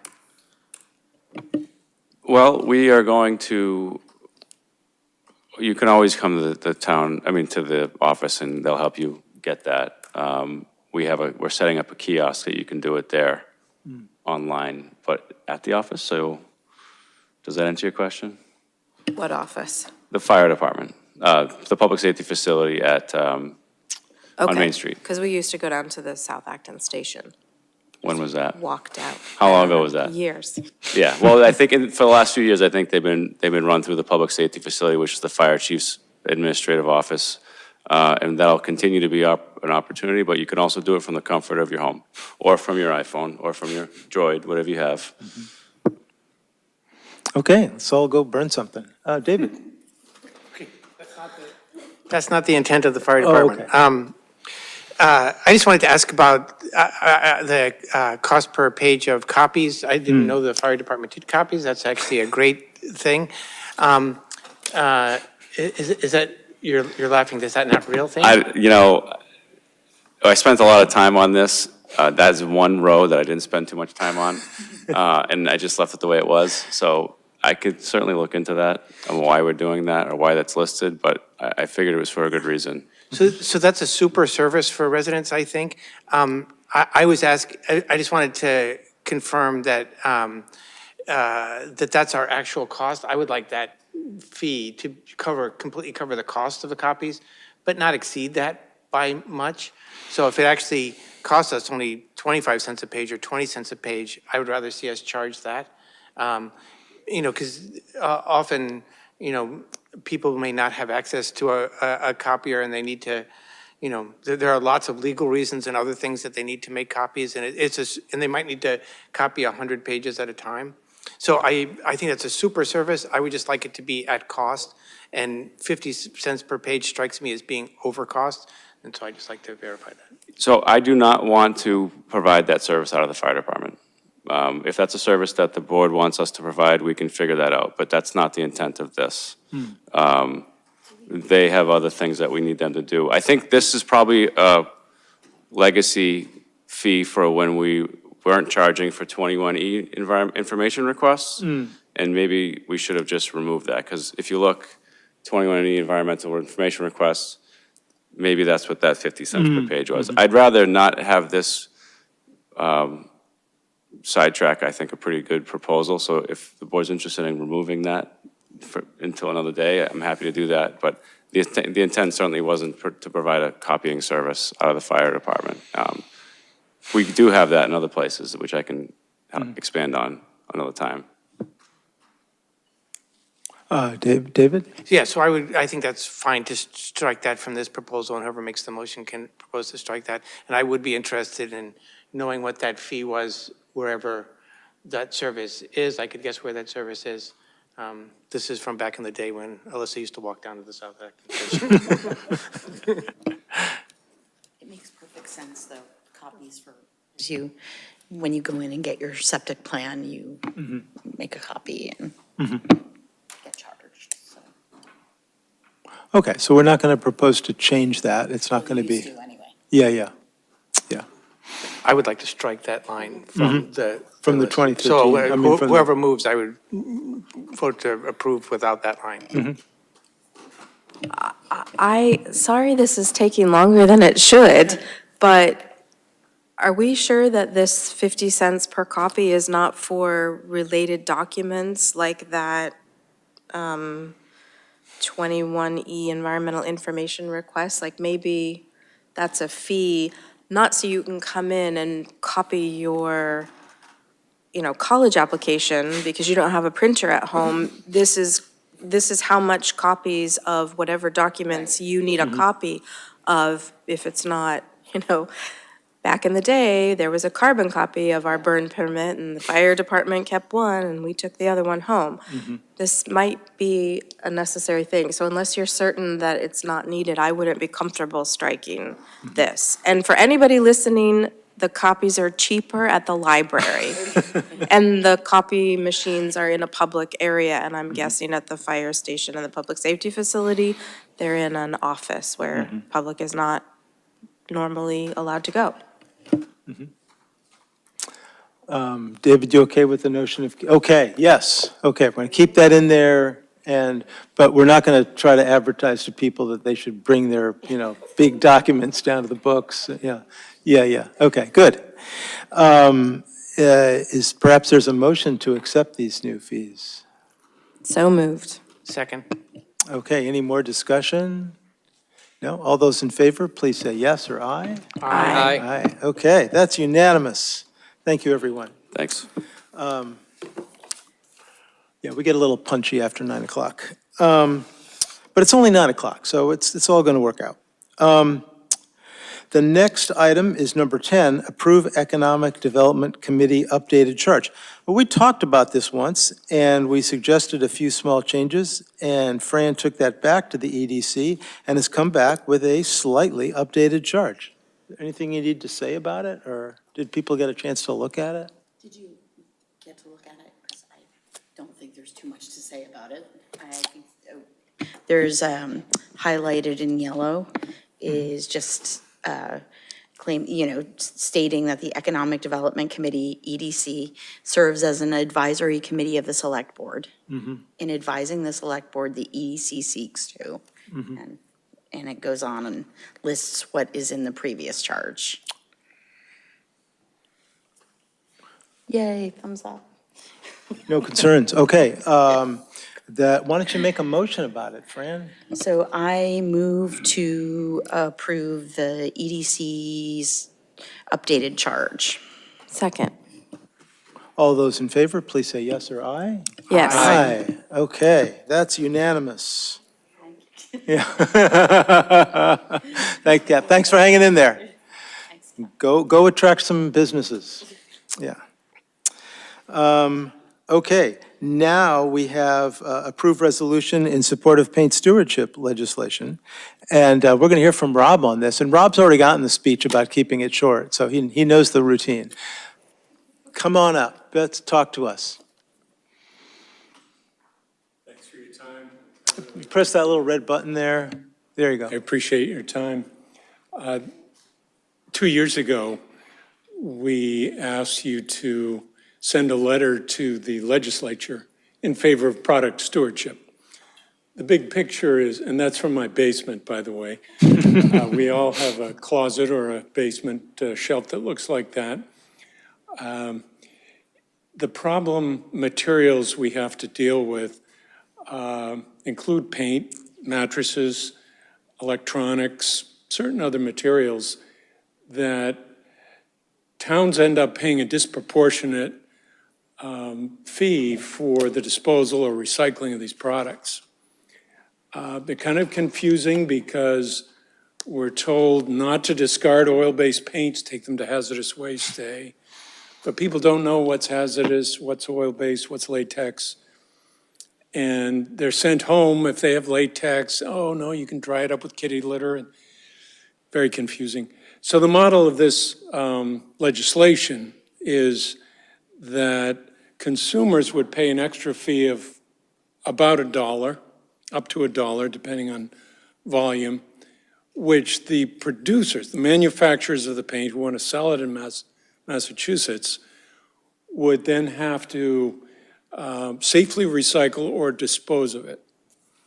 so that it would never have to go to hazardous waste day. Municipalities wouldn't have to deal with it. So this is before the legislature now. It's been approved by the Agriculture and Environment and Natural Resources Joint Committee. It's before House Ways and Means. And in the waning months of this legislative cycle, we're trying to get as many municipalities to send letters to the chair of the House Ways and Means in favor of product stewardship for paint. We have about 50 cities and towns across the Commonwealth that have written such letters, lots of other environmental groups. Even the paint industry, the American Coatings Association, is in favor of this because there are 10 states that have similar legislation. They have a model that works. It works in Maine and New York, Vermont, Rhode Island, Connecticut, and many other states. So they don't want to have the remaining states make up their own rules. So they've got a model that works. They're in favor of seeing it pass in Massachusetts. So I respectfully request that the Acton Select Board send a letter to House Ways and Means, and we have model language. I'm on the Mass Product Stewardship Council, a branch of Mass Recycle. We have a model letter that you can use or not, but it lists the specific legislation, and that's what we need this year to make it go forward. Thanks, Rob. The other thing that was in our packet was a nice detailed letter from the Green Advisory Board, which also, looked at this, at an earlier hour when they were all, much less sleepy than we are, and approved this notion and recommended that it get signed. Are there questions or concerns or comments from board members? David? Yes, thank you, Rob. I'm in favor of this. But I had two questions too. For the stores that you would return the materials to, do they sign up, or anybody who sells paint has to accept old paint cans back? Or how does It's that a work? voluntary program. There have to be places where you can take the paint within 15 miles, every 15 miles within the Commonwealth. In reality, what happens is the people who sell paint want you to come to their store and feel comfortable with it, and they end up all receiving it back. There are a couple of exceptions to that, but they give you a Gaylord to receive it. You just put the paint in there in its containers, in the old paint cans, and they come by as needed to take it away. And do online retailers also pay this fee in the other states that have this program? The retailers don't pay, it's the consumer who pays the 75 to 95 cent fee. But if I order a gallon of paint online, am I paying that 75%? Oh, online. That's a good question. I don't know that one. I'll try to find that out. Yeah, I would hope that our legislature would help. I mean, most online retailers pay our sales tax, and so, I don't know, it would be a good thing. Otherwise, our local vendors are at a disadvantage. Thank you. Fran? I like the idea of this. My question to the town manager is, when we have our hazardous waste day, are folks charged an amount of money to dispose of their extra paint, or is it free? I've never been to the hazardous waste day here. Indeed, you do not get charged, and it's in it does cost money, and that's in our town budget. So the town pays for the expenses. So it's a free service? Yeah. Yeah. The cost is approximately $30,000 for the two events that we do. Typically, paint is about half the volume.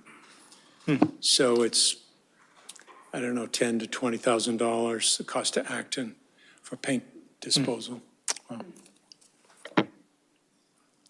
Alyssa? Yes. Thank you. You may have just answered my question. I'm trying to understand the cost savings for the municipality in a way that residents can understand. If we adopt this, if this program is adopted, then they're paying an extra 75 cents to 95 cents per gallon of paint.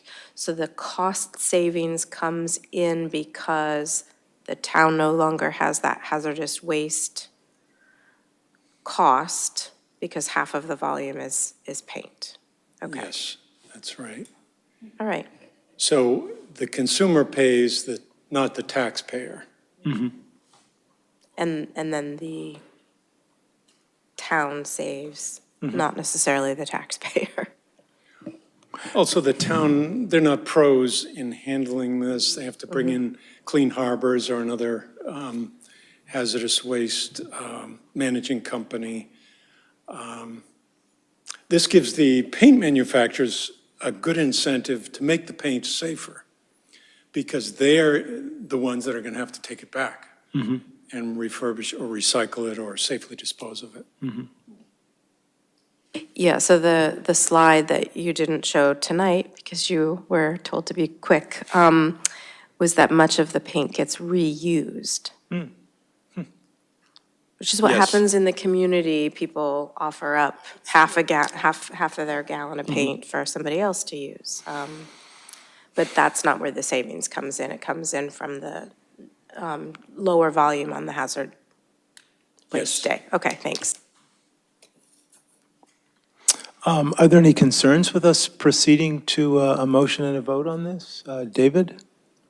No, I don't have a concern. I would move to authorize the chair to send a letter of support to the legislature for this effort.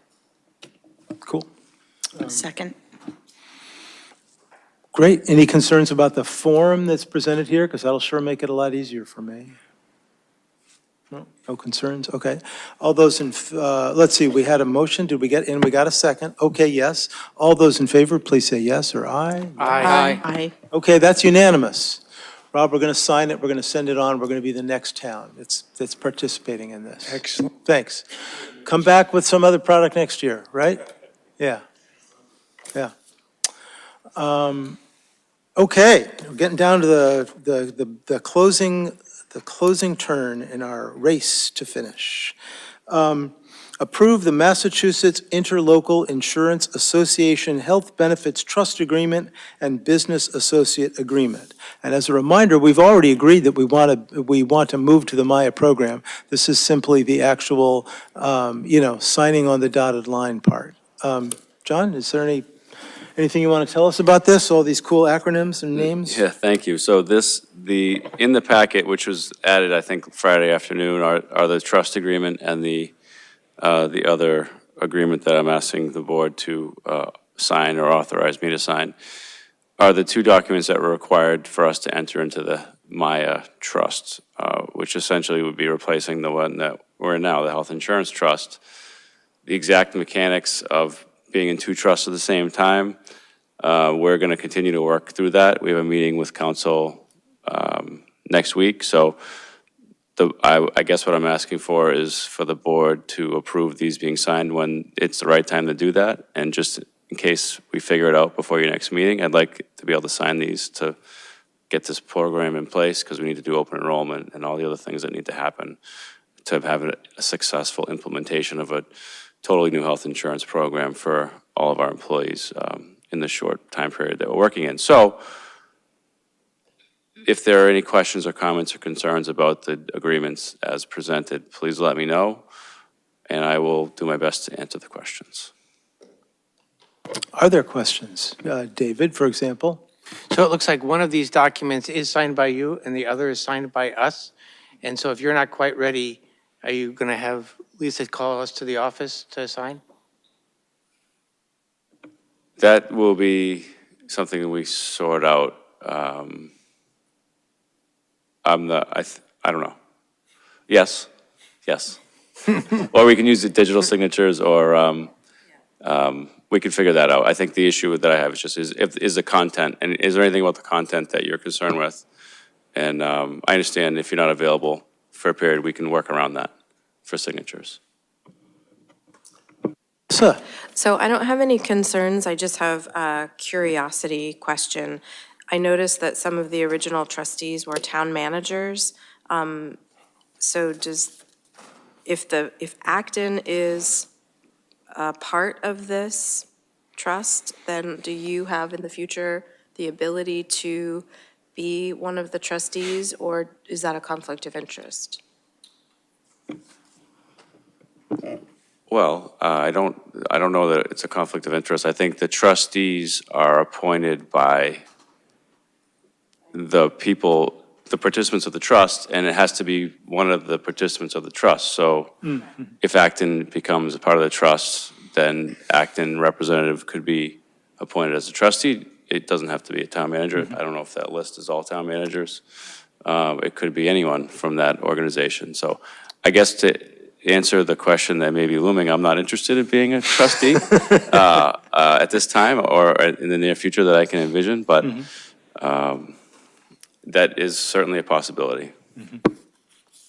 okay. The only thing I noticed about this is that earlier this year when we went to the MMA conference, we were not invited to the Maya lunch, and if we joined, we would be eligible to go to the Maya lunch, so all in favor. Any other questions or concerns? David?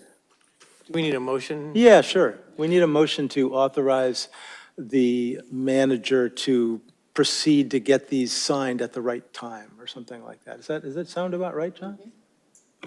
I think if the motion could be that the board approves entering the trust and executing the two documents that were in the packet. That sounds so much better. So moved. Yeah. Is there a second? Second. Okay. Any more discussion? No? Oh, yes. A question or a concern? I don't even, maybe I should not ask this. No. Is this in tandem with the school? Are we entering in a trust with the school as well? Or is it separate? So that's a good question. So Yep. we've worked together with the schools because we share employees and we're part of the trust together now. Entering into the Maya Trust, we're going in separately, but because we work so closely together, we're trying to do it on the same schedule and with the same parameters and to make the transition for everyone easier. But we are technically, they'll have their own documents that they need to sign on their behalf, and we're separate in that way. Thank you. Okay.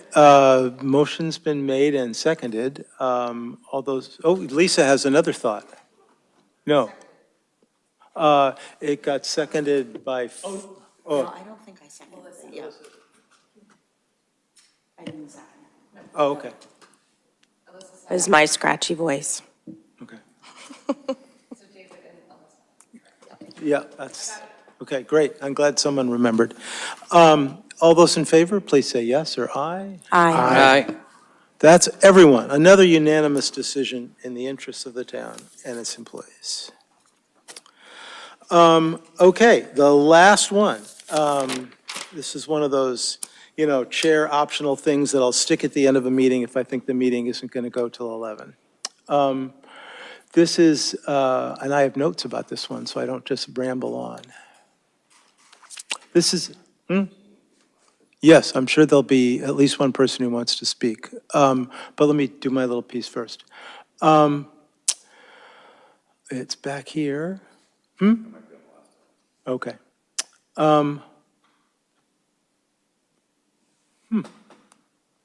Okay, yeah, here it is. And this is something that I wanted to present some ideas about and get feedback from the board in case there are changes in the future that we want to make. There are two types of public involvement at our meetings, in person and on Zoom, and they're very different. And I wondered if the select board wanted to discuss any adjustments to the online experience. In person, you see how many other people are there and you see their faces, but you may not know their names. You see if folks are standing to speak on a topic and how long the line is. So here's some possible adjustments for us to consider. We could have the clerk or another select board member announce how many people are attending remotely, perhaps at the beginning of the meeting or at the end of the board member minutes.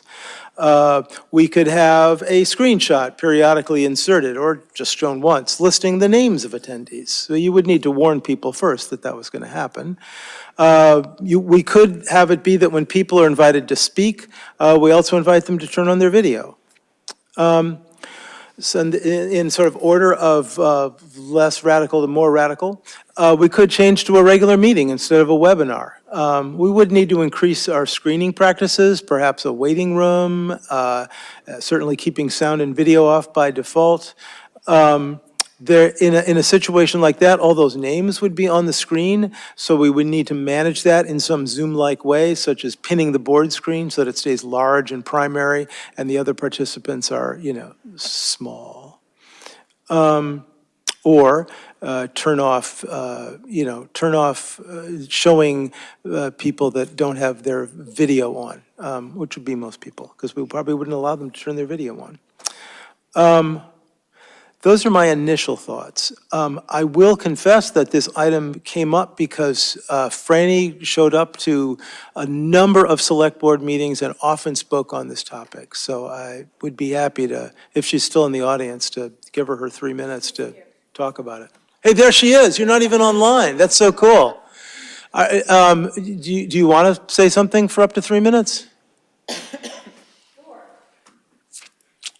Nice sweatshirt, Franny. So people at home can't really see the sweatshirt because I'm so far away. And that's one of the things that's not great about participating from afar, which isn't just a luxury, but it's a necessity for a lot of people who either don't drive at night or don't have the ability to come to meetings. And it's a matter of being open to everybody. So I have my big shirt. It's so big because I got it as pajamas, but it says Open Door Theater.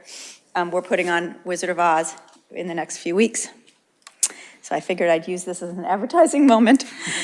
When I was reading my materials, when I was joining some committee, and it was talking about the importance of allowing full participation by members, I thought, wow, since the pandemic and since we added remote meetings, which added some ability to participate, we don't have full participation of the people there. And I kept thinking about how we can make our meetings be as close to what they were in terms of a social community growth experience. And you might say, well, why does it have to be? Well, I think that was all important. I think meeting people in the parking lot, meeting people on the stairs, noticing who's in the room. Oh, they just left, that they must have cared about that thing they just spoke on. They don't care about this. Getting to know each other. There are so many ways that we build community by seeing participation. And it's also a power differential. You could sit there and you could look at your screen. I don't know if you do, or someone on a committee. I went to a planning board meeting one day. It's like this in some other committees where the people who are the panelists have all this power. They can see who are the, oh. That's 2 minutes. You got a whole other minute. Okay. I wasn't thinking about it. The people in their meetings, they can see who's there. It's a big power thing. You can see me. I can see how many attendees there are. I can see who's there, but you can't see. And so I think it's really important, and there's so many creative ways, some of which you said, that you could do a screenshot of the participants, the attendees, and show that as one of the, as a background on another window. There are so many creative ways you could make it so that we could see each other. You could make a question-answer place and just say, you can just put your name in here and then make it available to everybody. So I just think it's really worthwhile for a power thing and for a participation thing to really open it up. Starting with, have a third screen there with a close-up of who's standing here. You can't even see my Open Door Theater, Wizard of Oz, starting next weekend. Franny, I'm T-shirt supposed to from do there. the thing where it's, it's 3 minutes. and Yeah, we've heard from okay. you. But So thank you. it's very important. Thank you for bringing it up again. So. Appreciate it. So that may have sparked some thoughts and ideas. So I'd be curious to hear about, thoughts and ideas. So we can see if we want to pursue any of them eventually. Who's got, Dean? Well, when I was chair, I foolishly suggested that we just eliminate the Zoom and the online participation, and I don't think anybody was in favor of that idea. I do think, to Fran's point, it's the best way to make a presentation to the select board and make your point heard is to get here and be here in person. And I think no matter what technological tricks you might try to play, the person who's participating from the living room is always going to be at a disadvantage and is going to make a less convincing presentation. Now, I know that, certainly people have travel issues and, disability issues, and it's not always convenient to be able to come here. But I certainly think that, in the first instance, we should encourage participation in person at public meetings. And, Zoom presentation being, sort of not encouraged, accepted, but not encouraged. And I know I've had this discussion when I was chair a couple of times with the manager when they had, consultants hired by the town wanted to come in and do their presentations on Zoom, and they always, frankly, usually did a poor job of making the presentation. I was quite insistent that if we're paying a consultant to come in to provide services to us, they should do that in person. So that's my thoughts. I'm not convinced that anything we do is going to increase the sense of community unless people actually come physically to the building.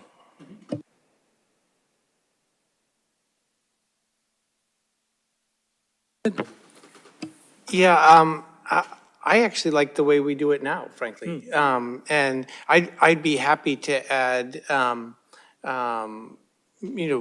have one of us, I'd be happy to do it, tell how many online attendees there are. I think showing everyone's picture is really impractical. If you've been on a Zoom meeting, at this hour, we have 7 attendees for everybody's information online. If you've been in large meetings and show everyone's picture, you have many pages of pictures. You really can't see everybody anyway. And frankly, finding the important speakers like in things, not just regular attendees, but the people who are the main participants is actually harder in that case because it gets drowned out by all the other attendees. And I'm not sure, we could have a list of names someplace, but there are some people who are not going to be comfortable with that, right? And so I think we should just give a count, and otherwise I'm happy with the way it is. I was recently at a meeting that was an absolute disaster where they tried to make local and remote participants equal. They left everybody's mic open because everybody in the room could, say, hey, I don't like that, right? Even if it's out of order, they could still do that.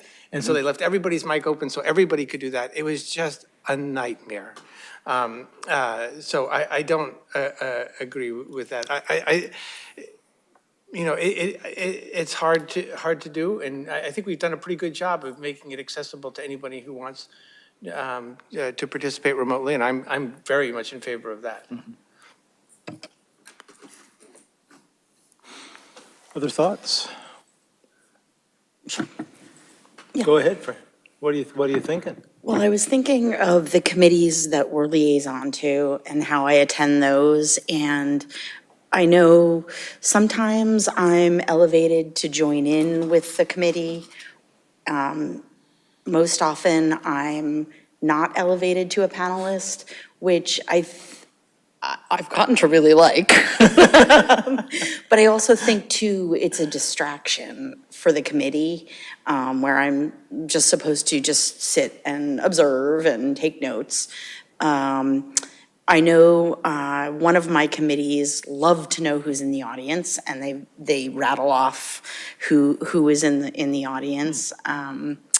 But I like how we do it here. I know that I attended the the Route 2 corridor, Mass DOT, and they had like 100 people on. They kept their mics off and their photos off. And I don't really see the purpose of having a huge webinar. I can understand the inclusivity feeling, but I feel like that's a lot of work to manage. But that's my thought.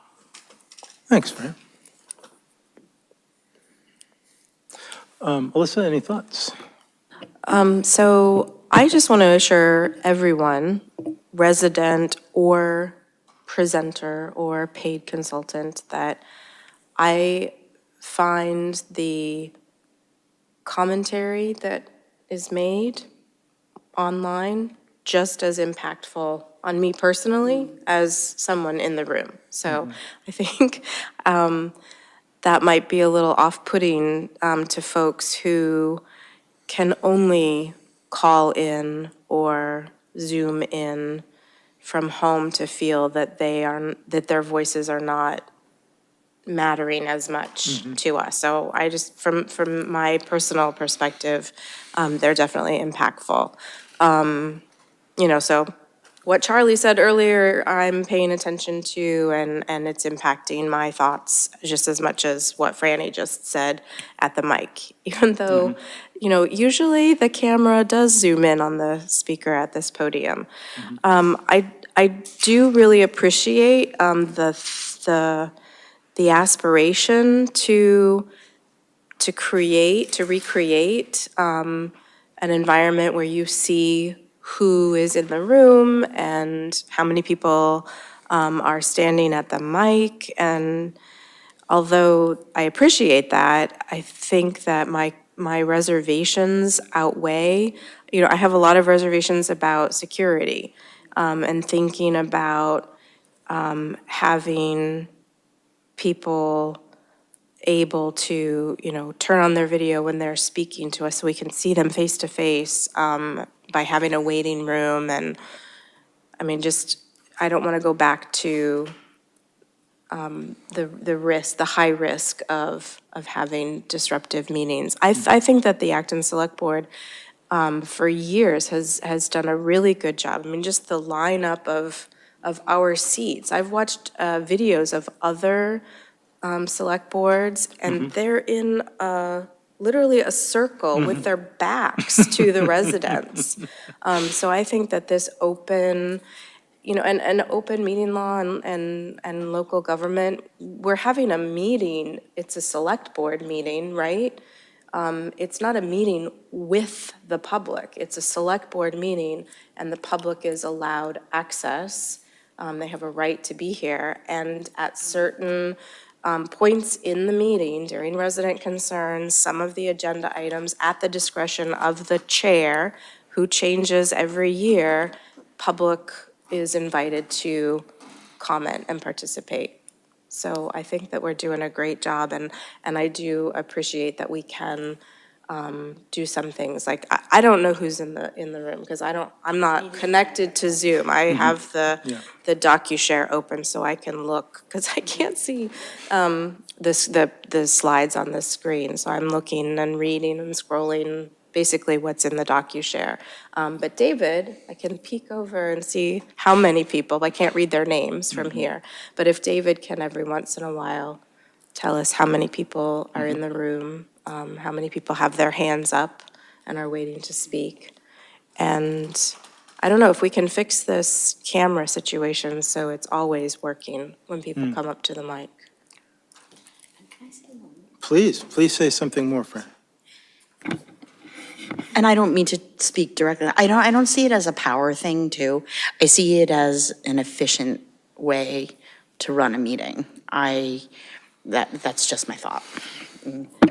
Yeah, just to follow up on that, I can't remember exactly the language, but it's our job, or maybe the chair's job alone, to run an orderly meeting.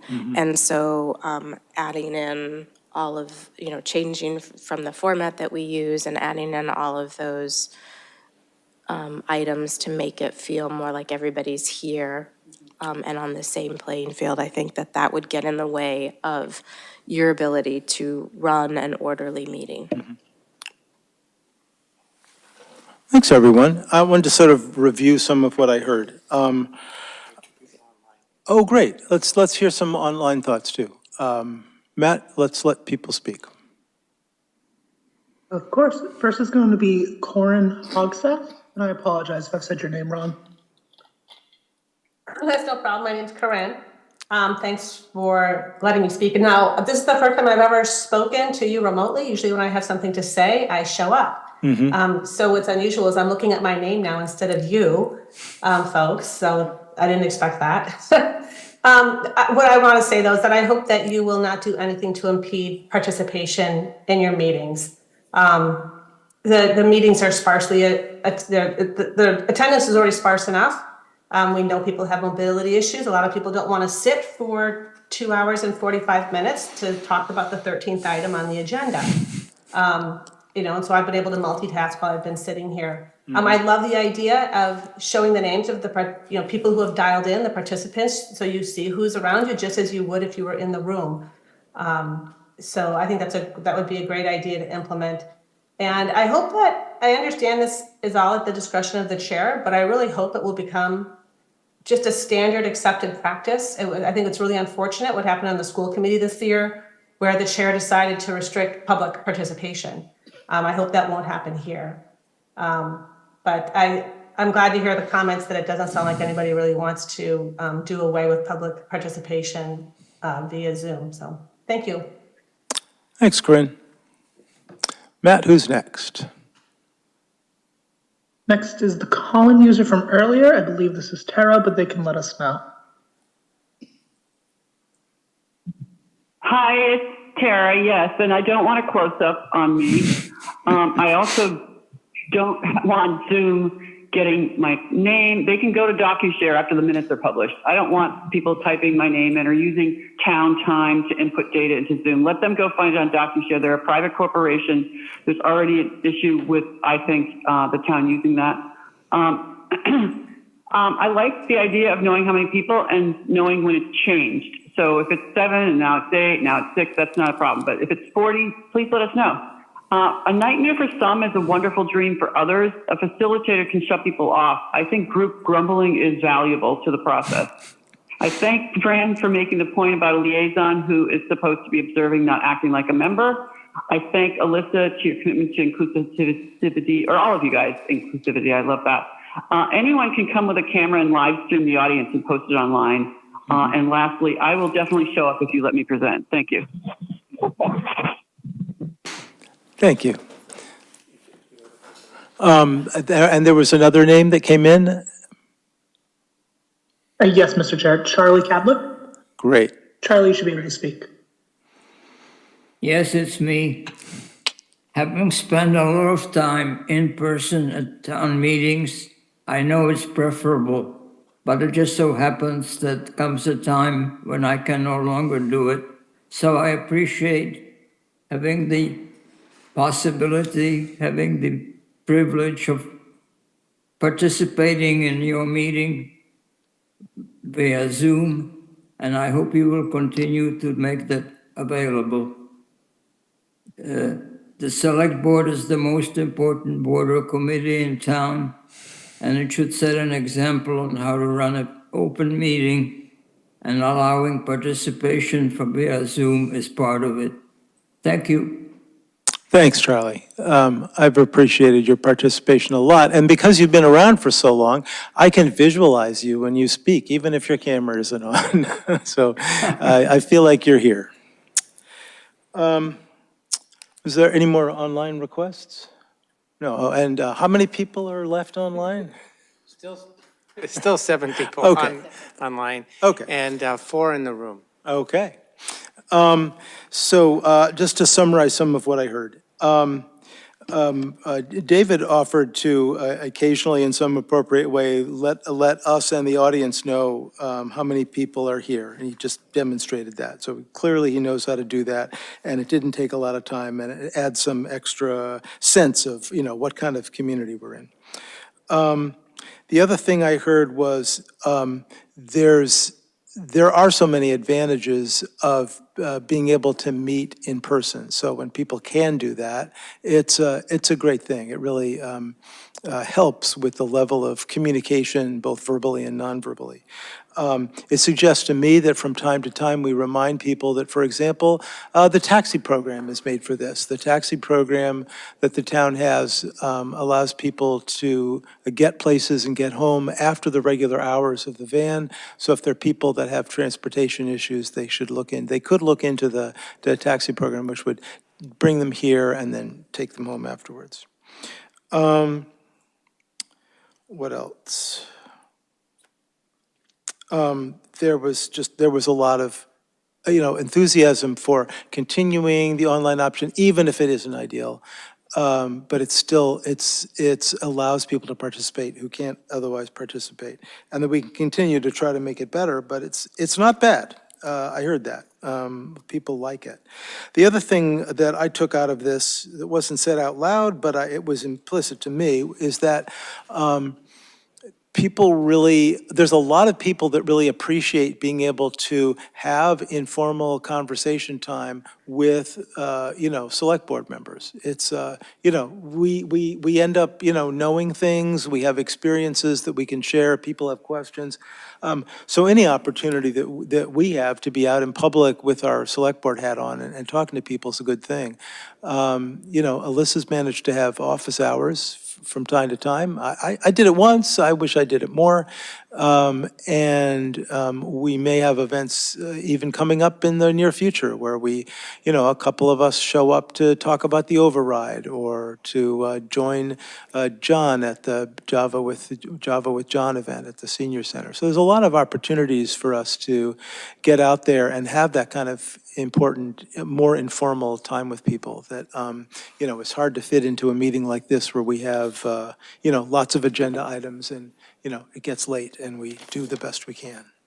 So thanks, everybody. I didn't see a lot that's, that we're going to take action on immediately, except possibly getting David to say, numbers from time to time. That's all the regular items, though. Well done, everybody. Let's move on to consent and then meeting eval. I'm going to read through these items. 14, accept donation from John Palmer Moving and Storage / Bigfoot Moving and Storage Incorporated for $2,000 to support the 2024 Summer Concert Series and special events. 15, accept donation from Acton Lions Club for $2,000 in merchant gift cards for distribution at the discretion of the Council on Aging. Accept donation from Acton Lions Club for $1,200 in support for the Acton 250 Speaker Series and special events. Approve a one-day alcoholic beverage license, Next Star Entertainment, Nara Park, March 23rd, 2024. Hold. Appoint David Cote as a full member. I want to say his name right, though. Cote, okay. Appoint David Cote as a full member of the Economic Development Committee with a current term to end on June 30th, 2024. Hold. Hold, okay. 19, appoint David Pinsky as an associate member to the Land Stewardship Committee with a term to end on June 30th, 2024. 20, appoint Rebecca Schmidt as an associate member to the Acton 250 Committee with a term to end September 2026 when the committee sunsets. David? Move to approve items 14 through 16, plus 19 and 20. Second. All those in favor, please say yes or aye. Aye. That's unanimous. Let's talk about the big party at Nara Park. What are your questions or thoughts? So I Alyssa? saw a note that the tip certificate was being sought, and I just wanted to make sure before we approve it that it came in. Okay, thanks. Great, and Lisa is nodding her head, and it has come in. Okay. So I move to approve consent item 17. Second. All those in favor, please say yes or aye. Aye. Aye. Unanimous. Okay. And appoint David Cote as a full member of the EDC. Number 18, Fran, you held that. So we don't have a spot as a full member. So we could carry this over. I don't know.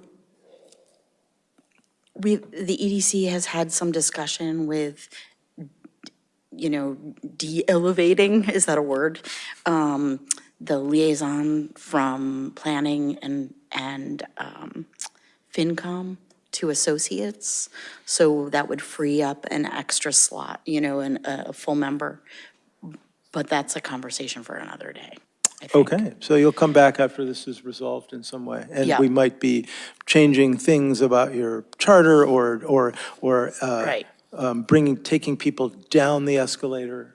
Yes. So 2 members were given full slots that were less senior than David. That's what Oh, happened. so sorry. That's why this is revisiting. Sorry, So, David, don't take it personally. We're trying to fix it. Yeah. Yeah. Okay, we'll get back to that one. Meeting eval. So this is a chance to say things either about the meeting that went well, that we'd like to learn from, things that didn't go so well, that we'd especially like to learn from those, and/or follow-up items that, the right people can write down so we don't lose track of them. Just some brief thoughts to get us started. Hey, it's only 10 o'clock. Whew. Nice work. Okay, I think that's my only comment for now. David? Yes, I updated made the edits to the liaison responsibilities document. If you want to bring it forward on a consent, as a consent item in a future meeting. Great, thank you. Dean? Yeah, I mentioned my member minute. I'd like to get an item on the agenda at our next meeting, talk about this registrar situation. Good? Yeah, I'll talk with the manager about that, because you noted that there were some personnel issues in there, so we want to make sure to handle things appropriately. David? What would you like to do about the town meeting articles document? Are you going to bring that forward as a future agenda item? Do you want one of us to work on it offline? Town meeting warrant articles. So we had item 7 on the agenda. Oh, yeah. Was left in an indeterminate state. Yeah. And you said something about doing something with it in the future. Yeah. I'm thinking we want to work on that after this town meeting, so I would pass it on to a future chair and say, read the notes, here's what we did so far. So, Alyssa? So along those same lines, can we get some information to find out what the town moderator is preparing so that Yes. we don't duplicate efforts? Yes, I started a conversation with her, and I'll continue that and get back to everybody. Thank you.